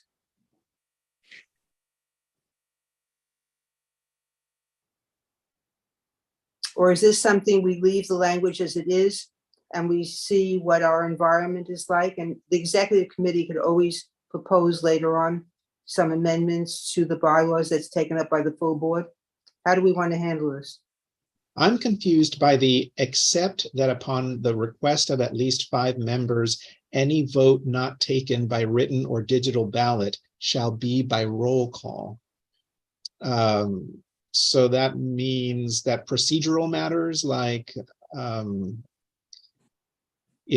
if somebody wants a roll call, but it's already going to be on the ballot, then they're out of luck. They can't get a roll call. Yeah. So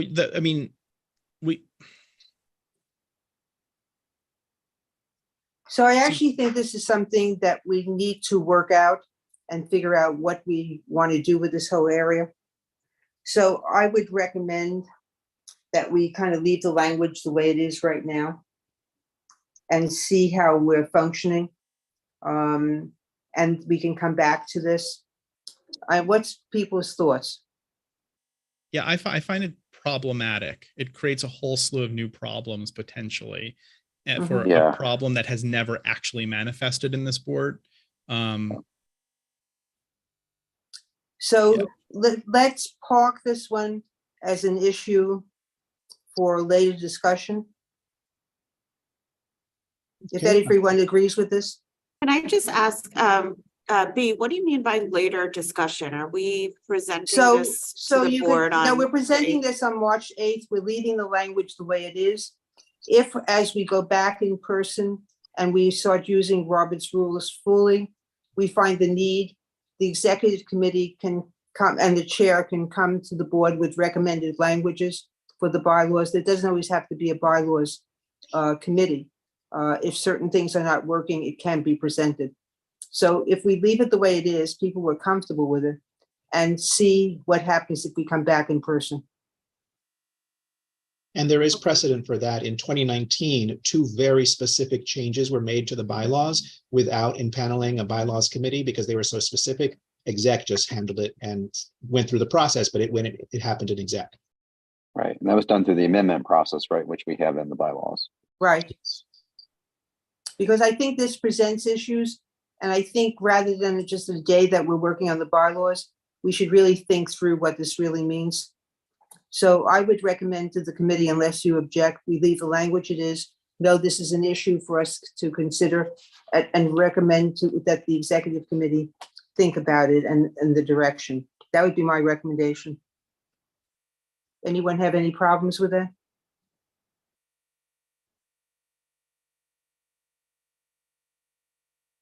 It looks like Stuart Desser from the audience would like the floor. Yeah, Stuart, why don't you speak, because it was your changes? Just quickly, though, I would suggest adding or by unanimous consent, because if we then conform to Robert's rules, the chair has the option of saying without objection.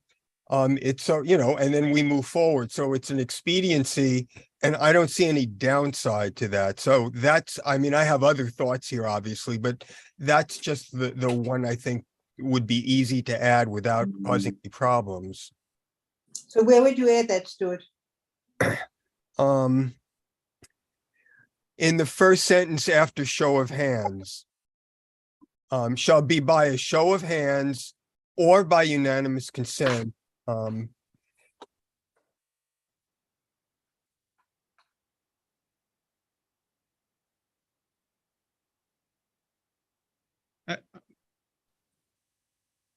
I'm sorry.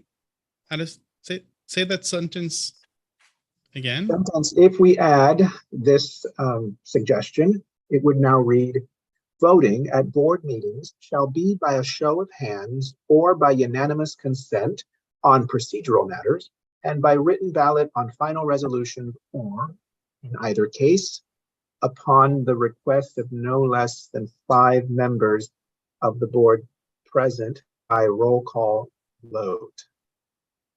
Yeah, so that's putting just the word unanimous consent in the language. I'm comfortable with that. I'm sorry, I don't understand the intent there. Could someone explain that to me, please? I can give you my perspective. If, as you know, what we're doing right now is not consistent with Robert's rules. What we're doing right now is we're saying, we're allowing a motion on for the previous question, someone seconds it, and then instead of voting for that motion, which is what Robert's rule says, we simply vote on the resolution. That's completely inconsistent with Robert's rules. When you move I understand that. Okay. What I'm asking is by unanimous consent. So what is the intent of that? So instead of if somebody moves for the previous question and therefore the vote is on whether you should end debate, instead of having to actually vote by a show of hands or anything else, the chair can simply say without objection, it is so ordered. And if somebody objects, then you have to vote. But otherwise, it's a very expedient thing that, the chair says, does anyone object to this? If no one objects, then you vote on the resolution. Right. I'm still, Right. So I know I think I understand the Roberts rules sequencing of events. What I do not understand is the or by unanimous consent in this particular sentence. So I think you're not asking for a show of hands. You're just saying by an unanimous consent, and that if anyone objects, you ask for a show of hands. But the sentence starts out, so we're describing how voting occurs. Right. So we're talking about show of hands on procedural matters. Mhm.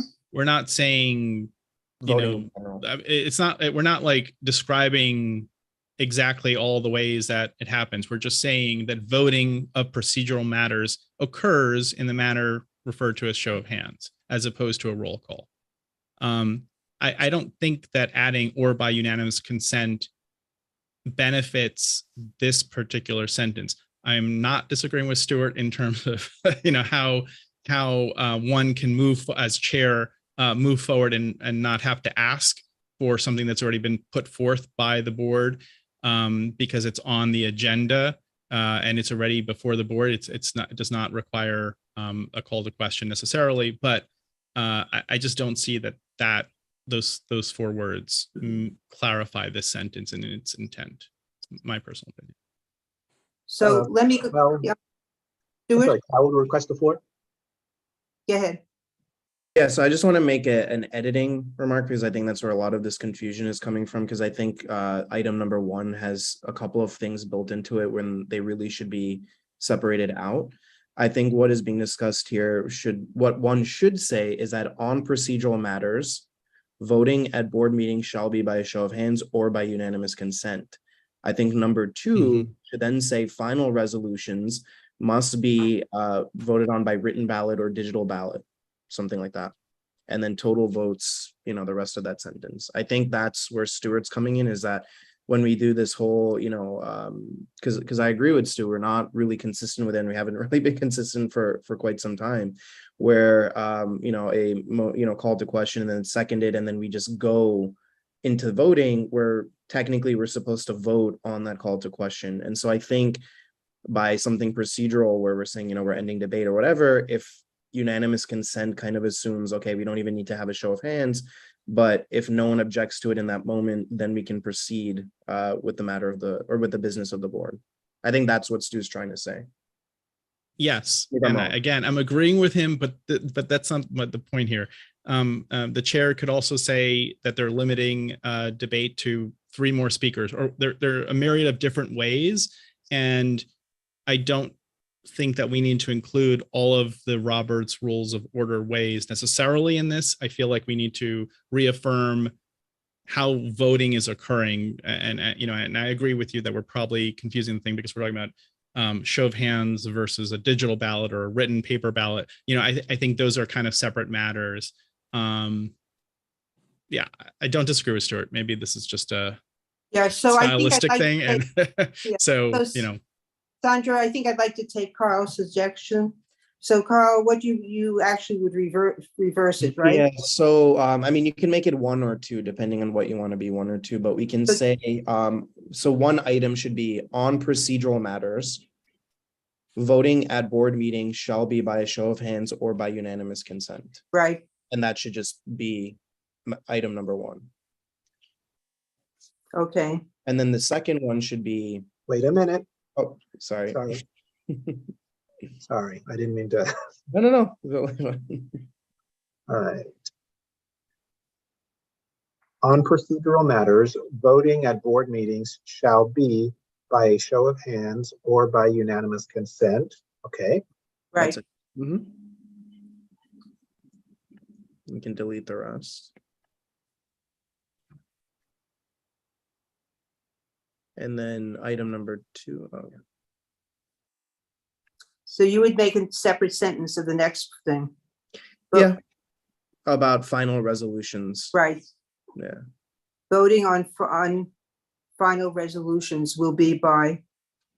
Yeah, we can say written- on so the second item should be, we can just start a new point.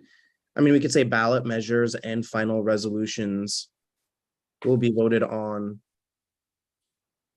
When do we vote on non-final resolutions? Like I'm thinking like ballot measures, if someone wants to, change something or something, I don't know if that we're considering that procedural or not. Well, I mean, I think they're resolutions. Or I think you mean, just take the word so we final vote out. on a motion and it could be to adopt a resolution. So I just want to think about, again, so procedural matters, right? So it could be change of venue. I'm worried that this is overly narrow focused. I'm gonna get some water. So I don't think it's narrowly focused if you just say ballots, voting on ballots of resolutions, take out the word final, or upon the request.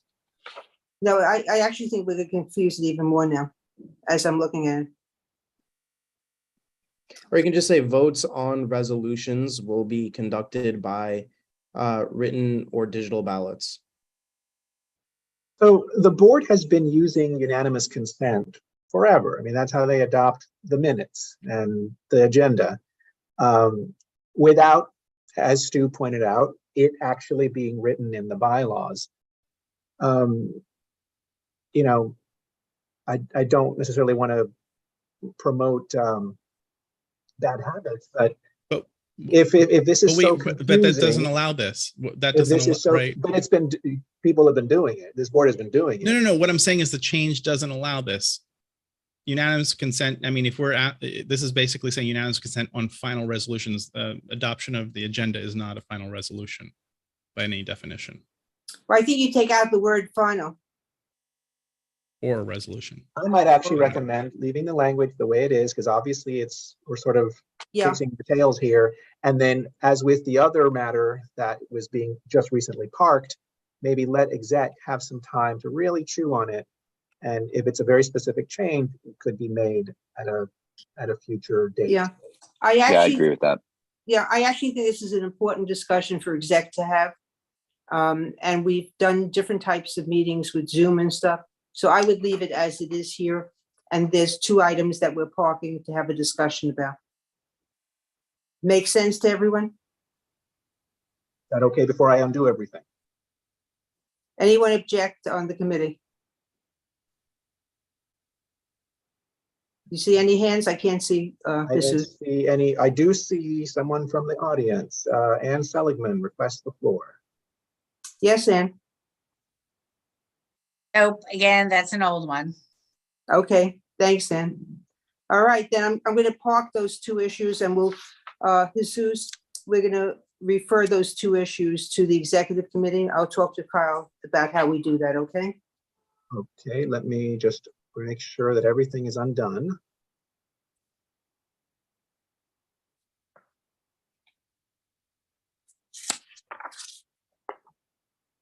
Okay, I believe this is how it was before. Yeah, someone's gonna have to check you because I can't see the screen.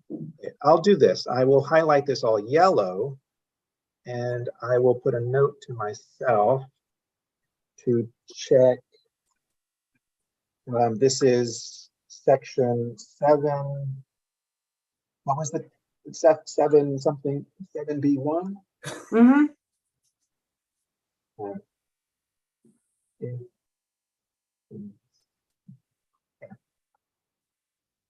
I will check to make sure that it looks like what it was before. All right. Okay, then I'm going to go on to 8B. And this is to be consistent with what we did up front, which will say that the board chair will appoint, reappoint, or reassign members to committee after consultation with respective, put the word respective committee chairs.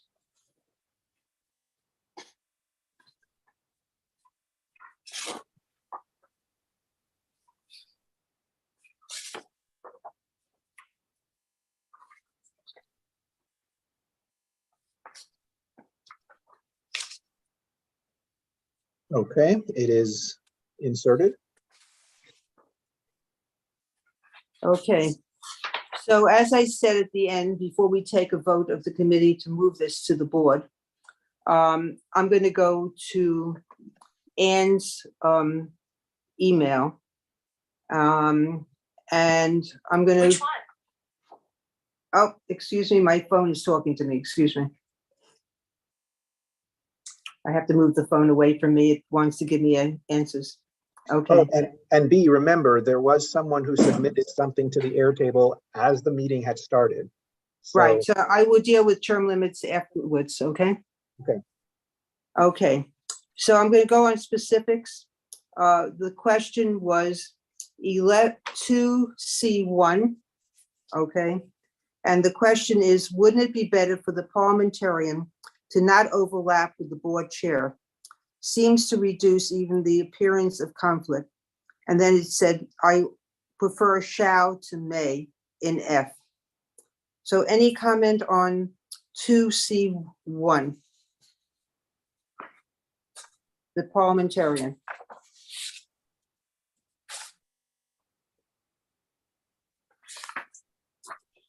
Any thoughts? I'm fine with just leaving it as is. The parliamentarian serves at the pleasure of the chair. Okay. Anyone else have a comment? Anyone object to leaving it as it is? Can you see anyone objecting? Because I can't see. I see Anne's hand up. Is that from before? Anne, is your hand up from before? No. Okay. And I'm just wondering if I can stay unmuted while we're kind of talking about the issues that I'm right, or if I can, stay. Adam, my concern about the parliamentarian is I feel like it's a valuable resource. And I think we should have one, and now we don't have to. So, Anne, I think this came up before. I don't know if you were in the meeting, but the parliamentarian primarily being a resource to the chair, not a resource to, every member who. Indeed, but like during a meeting, it seems valuable, and now there's not even a need for one. So, but it's fine. It's just a comment. Okay, thanks, Ann. I will agree with you that the parliamentarian shall not be instead of will. Oh, I'm sorry, will you have the thing? I prefer shall to may in F. Okay, I'm sorry, I cannot find this. I know it's 2C1. This is 2C1, but there needs to be another letter after that. 2C1F. 1. 2C1F, okay. Sorry, I was totally missed that. Okay, so now what are we? So the word that Ann said, instead of the word may, where it says the chair may appoint, she prefers shall. Okay, so that means we'll have it. We had a whole discussion about that. I don't know what other people's thoughts about the word may or shall. I think that the challenge is we might not have someone who's qualified, Very good point. Yes, and indeed, that may be the problem. So if we say, okay, this person who has no idea how to do parliamentary procedure is now the parliamentarian because we were required to do so, I don't know if that's better than not having one.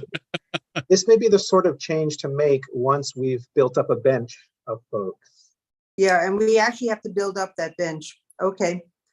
I would prefer the word may just because of that possibility. But all right, let's keep it at may if anyone objects at this point. Okay, and I covered at the beginning about the board budget, and that's done by OMB. Okay. And as well, also the terms like. Yeah, I covered that too. Yeah. Okay. 5A, if I'm reading you right, shouldn't responsibility for mentoring new members be spread more broadly rather than just in the hands of the chair and vice chairs? Absolutely didn't stop the chairs and vice chairs from calling on different board members to teach classes and stuff. What we were doing by assigning it to the chair and vice chairs was to make sure we had accountable officials who were going to implement the mentoring program, because this really is a problem that we were dealing with. It was stop-start. I think, we attempted something through Zoom. So this doesn't negate everyone else in. This is just a responsibility. And I understand the idea about accountability. That makes sense. I feel like some of the stuff that's been happening for mentoring has been so terrific, and it's been so invisible to some of the longtime members. I guess I just want to spread the joy a bit. Well, I think you spread the joy and you spread the expertise. Indeed. And that becomes, because different people have different expertise. So, but it was to make sure we do it, okay? Okay. And that was really that intent, okay? Then you Kyle have, Tide, request the floor. I'm sorry, go ahead. Kyle Tide, request the floor. Go ahead, Carl. Yeah, I was just gonna say, obviously I agree with this, because that's what I've been doing as chair for the past couple of years. I think the wording of implementing a mentoring program is also problematic for some of the reasons that we've said, for other sort of responsibilities that we've been putting, that this also assumes that there are other people on the board who are willing to commit to do that as well, which has been a big problem. For a lot of the different things that we've tried to implement, is people saying that they simply don't have the time to commit even more time to this. So this is something that I think could be mentoring new members, but to implement a program kind of assumes that either this individual takes it on their own or is calling on other people to add to their volunteer commitment already. And we've seen for many other things that that's not always the case. Yeah. So I think, Carl, we had transition of people who had done mentoring before. I know you tried to do mentoring through Zoom of the new members. I think we're going to see new members. And I think it's important for leadership. And that includes committee chairs as well as the officers to actually take on this responsibility. Because if you don't mentor new people, you're never going to have succession planning. No, And so I the- agree. So what I'm saying is that I already do that as the chair.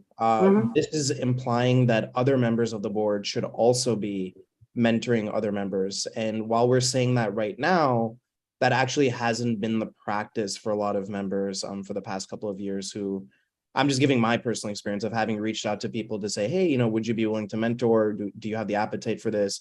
And hearing no from many people who are saying they just simply didn't have the capacity. And obviously, as the chair, you can compel another board member to commit to more than what is required of a board member.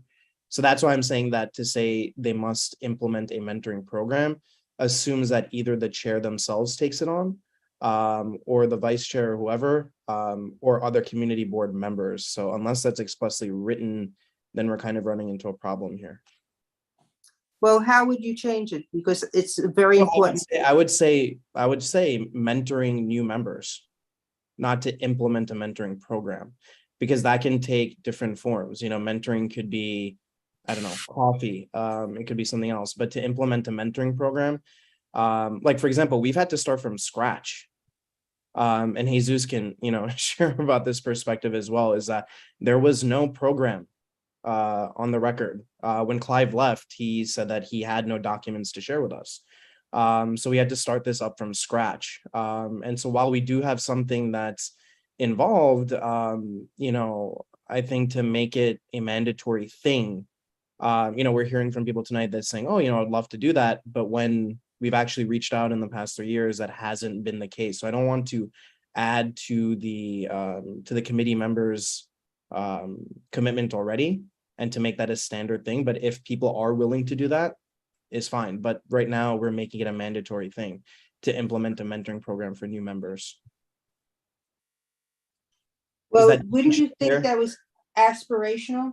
So, yeah, and I have to I say, being Kyle, the reason that I included that comment was because of the deletion of the members of the executive committee shall also mentor new board members and coordinate training and development of all board members. And it seemed like it was sort of closing down the world of people who are responsible for it.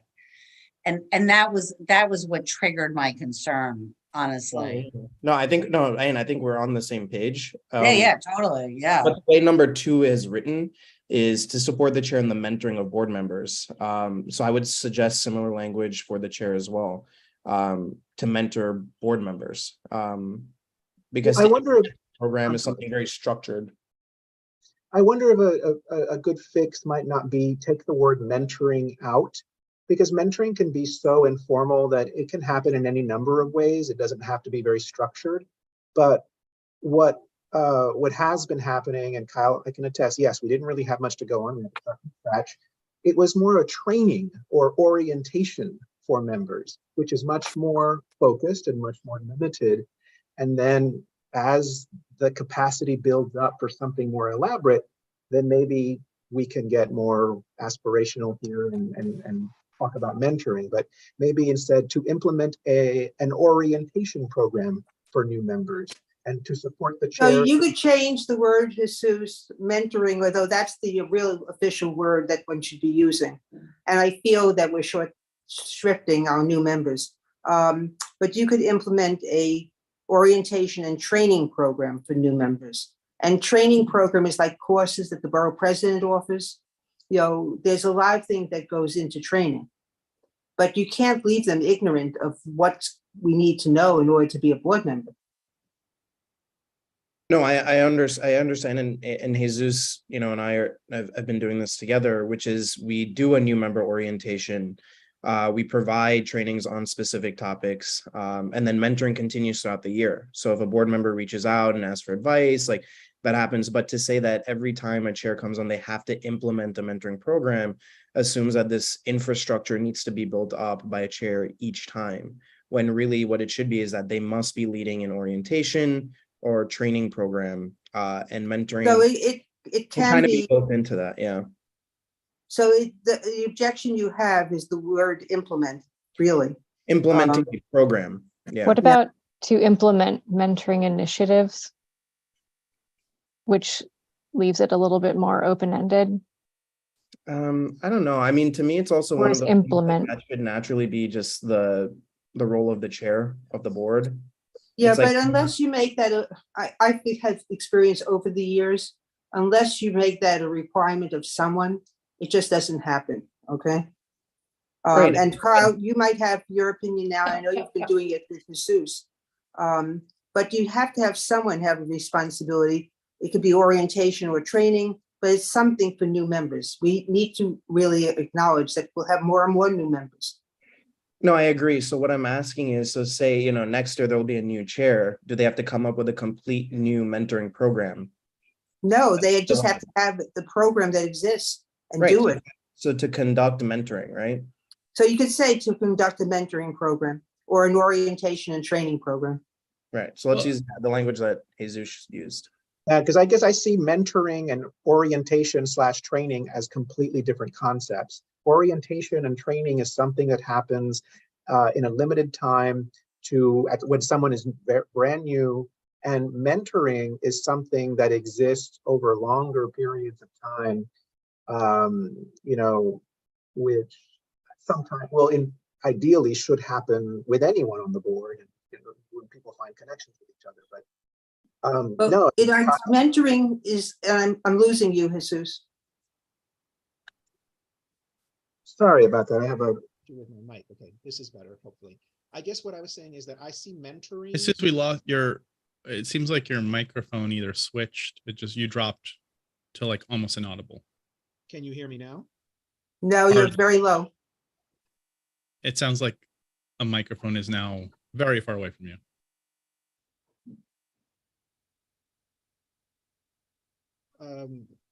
How about now? Better. Better. Okay. I see mentoring and training as two different things. Training, orientation, that stuff happens as they come on. It's limited in scope, and it sort of gets them oriented with what they need to know. Mentoring is more long-term, and it's sort of meant to build a connection with members over longer periods of time. But yeah, that was maybe that's where the confusion is. But if you guys are okay with to implement an orientation and training program for new members, that can be done because we put one together this past summer and our. So why don't you put that language in as the substitute language? Okay, to implement. and orientation and training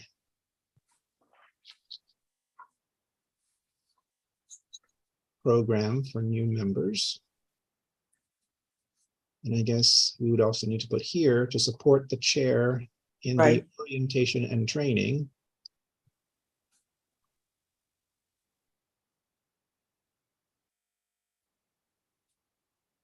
I like this better.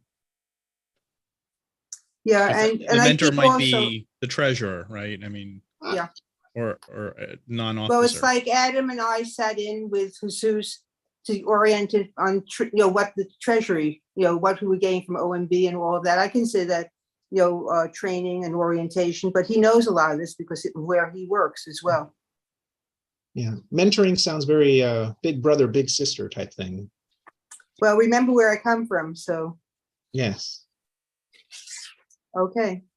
So Anne, let me go to your next one, which is a 5C is a typo.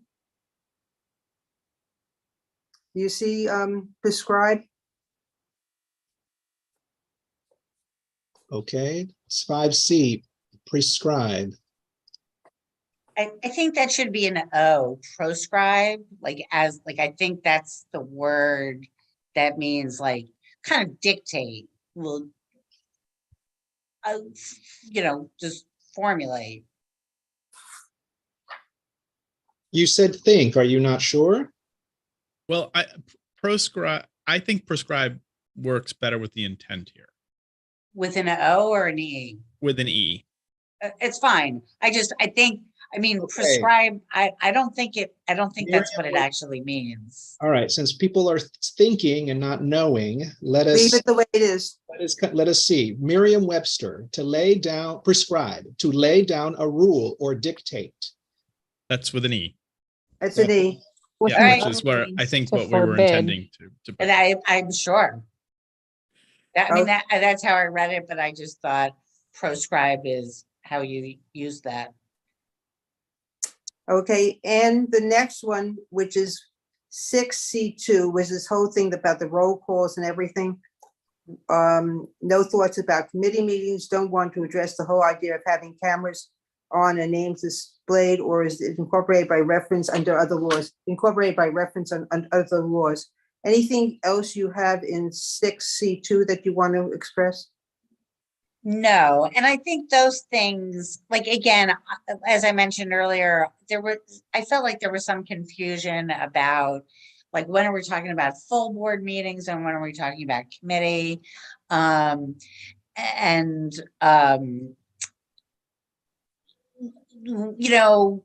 know we say, I mean, do we want to say something about having cameras on, like, or do we just say, like, we are following the rules that are dictated and that's handled other places? Yeah, well, we actually have in the preamble, referring to all the other regs and stuff that apply to us. And Yeah, we will actually have that on our website. okay, So that's fine, yeah. Okay. And then I think in 7A4, we just dealt with this, the 41 of us that might want to hear from someone. Okay. We made that. Yeah, I actually, I mean, I'm just trying to understand in a general way, and it also applies in 7A3D. Because we're sort of saying, like, members of the public can't speak in public session about something that's going to happen in the business session. But then we're also saying they can't speak in the business session. So when is somebody, like, I may be totally misreading this, but when is a member of the public supposed to speak about an issue that's before the board? So they have the public session. Okay, but does it not say, like, a member of the public member shall not be registered as a speaker in a public session in any issue that is on the agenda for the business No, session? that's a member of the board, not a member of the That's a public. member of the board. But then maybe public members should be capitalized? So- Right, I see. So that, yes. Because it sounds like, I mean, I read Yes, public a member public- as like Yes, member of the, I see the concern here is the confusion between, so a member of the board or public member, not a member of the public. So a member of the board or public member of the board. I would just call out both. It already says public member of a committee. I know, but I think there's still some confusion there. Say I don't know, committee. maybe, at least from Anne. maybe if it just says, neither, no members, including public, no members of the board, including public members, shall be recognized as a speaker in a public session, etc. I think that's the same issue. But I think what you could write is a member of the board or committee public member, or you could say a member, comma, including public members of the board shall not be recognized. as a Yeah, public session. Yeah, I think either of those work, which would clarify it. Mhm. yeah. Jesus, Of the board, including, oops. Okay.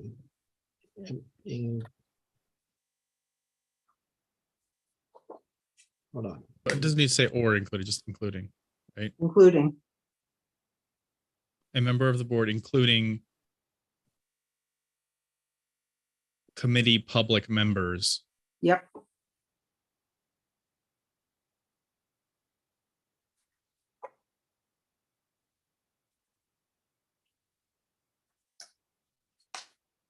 Okay.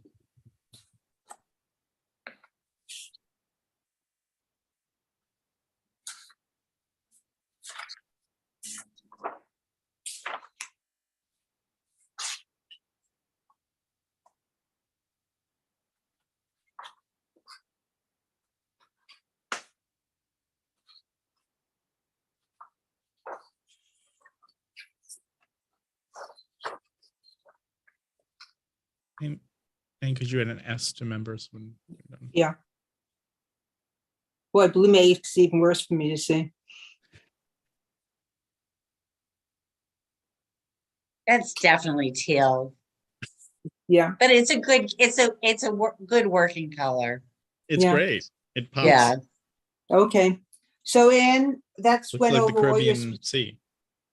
so Ann, that's went Indeed. over all your specifics. Any other comments before I go on to a vote of the committee? Let me By the just way, double check my notes, but I have one other and I feel so churlish. It's in the same section right above, like on 7A 3A. It's about the time limit for how long somebody, I just know you're gonna hate this, but in the last sentence, the chair of the board, I'd really like that to say shall extend such time as appropriate. It's not, the as appropriate kind of makes it mean may anyway, but it used to be that the board could say, hey, let them speak longer. And we're taking that away and putting that power in the chair. So I'd like to make the chair have a little bit more Well, and that's what- responsibility to do that. But that's exactly what you just said is exactly a member of the board petitioning the chair to That's right. extend the speaker. It's not, you can't extend the speaker just because you call out and say, hey, I want him to talk 10 more minutes. It's But the that's chair. member. Yeah, Of course, but I'm looking at what the previous language said, and it used to say, in fact, it used to say the board, like a majority of people, like even if the chair didn't want it, the board, a simple majority of the board could then say, no, we want to hear from this guy, even if the chair doesn't. Well, you can, I mean, that is still in Robert's rule, right? We can appeal. The you could chair always isn't a feel it, dictator. yeah. And I think we also tried to deal with it before by saying a member of the board can ask the chair to extend. So I'm okay with the language that we have in. Okay, I mean, again, it's like, these are the things that struck me. Yeah. There actually are a couple of other issues that are just like way kind of meta issues that I'd like to raise if you guys can stand 5 more minutes. So I want to try, because people have been here a long time. I shared your memo. I think we should really go on and take a vote and move the issue. So is it what you said in the beginning of your thing about communications and stuff? About communications, outside meetings, about the, just like I feel like that the change of due to term limits is really going to make a big deal. And I'm sorry, because I know you guys have worked really hard on this, but I don't feel like I'm seeing anything that's kind of addressing what's going to happen there. And I guess that's one of the reasons I'm so concerned about the mentoring issue. Yeah. So I actually think that looking at term limits and new mentoring and observation are things that we could have future discussions on. But I think we were certainly charged with looking at the bylaws the way they are now, how you make them efficient, what makes sense now. And I think what you're talking about really needs a full discussion within the community boards before you attempt to do any changes. So I hear you. You're going to lose a lot of institutional memory. I don't disagree with you. And how do you continue it? So then we could continue the dialogue, but I really would like to get the committee to vote so we can move this for the agenda on March the 8th, if you're okay. Works for me. Thanks, Ann. And thanks for all you, I know you were away and you did it very quickly. I do appreciate what you've done. Thank you. Member of the, John Keller requests the floor. Okay, John?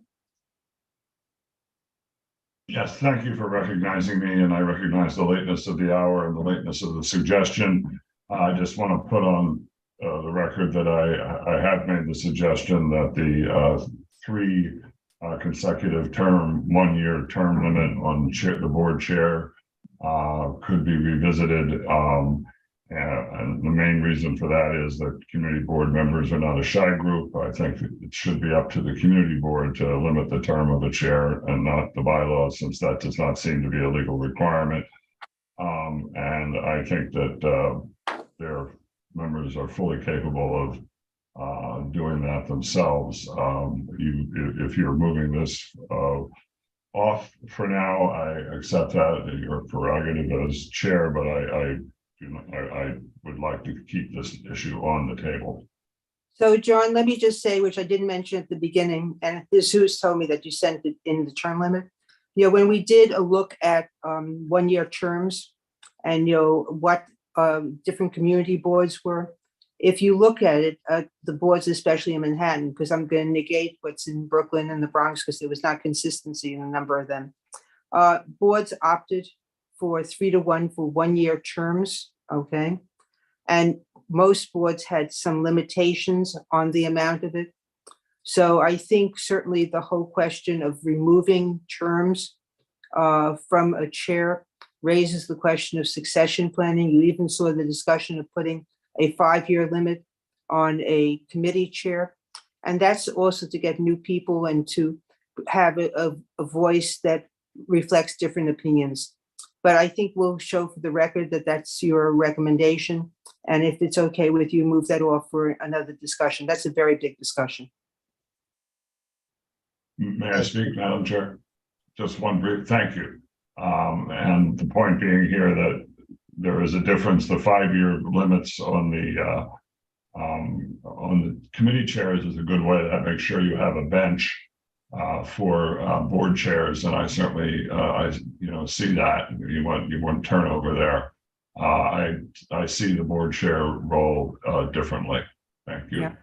Yeah. So John, we had actually people wanting us to even limit more than the 3 years, 3 1-year terms. So I think there's diverse opinion within our board. But thank you for your suggestion. You're welcome. Okay. So for, I think, Jesus, we've gone through all the Airtable. We went through John's comment. We went through Ann's. We've had some other people participate. And so what I would like to do is, as we have these changes, and we'll take a look at them, but I want to get a roll call vote of the board, of the committee, that we're comfortable with the changes that we made, and that we will move this to the full committee for a vote on March the 8th.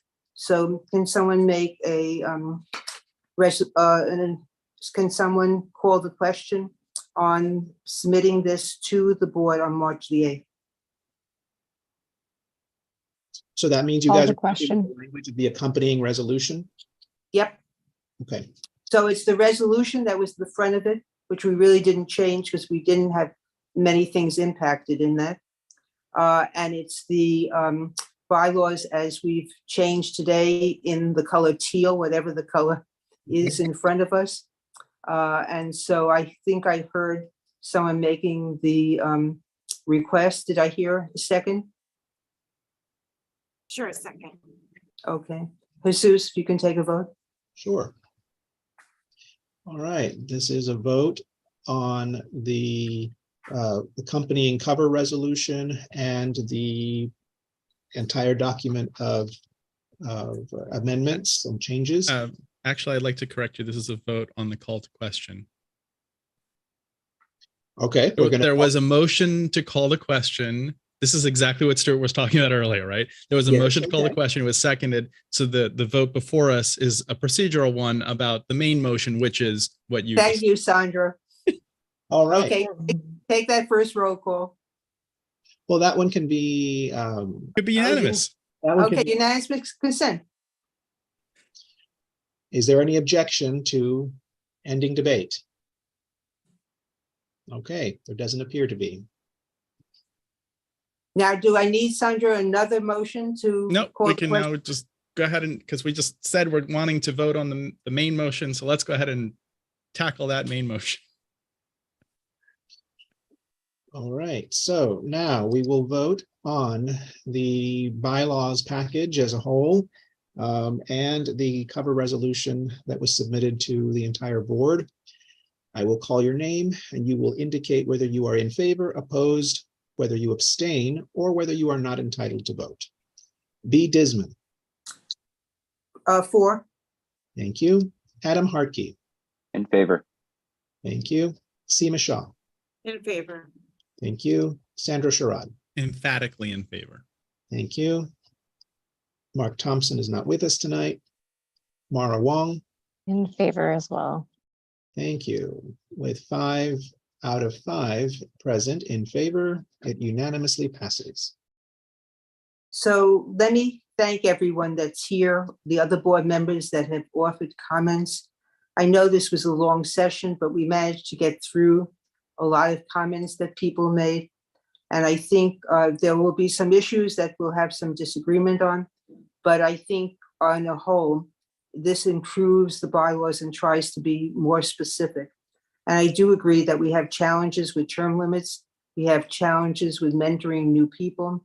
And I hope when I presented on March 8th, that we have the support of the committee and I could call upon each one of you if need be to talk about stuff. We're going to vote on the whole bylaw change and the resolutions as one document.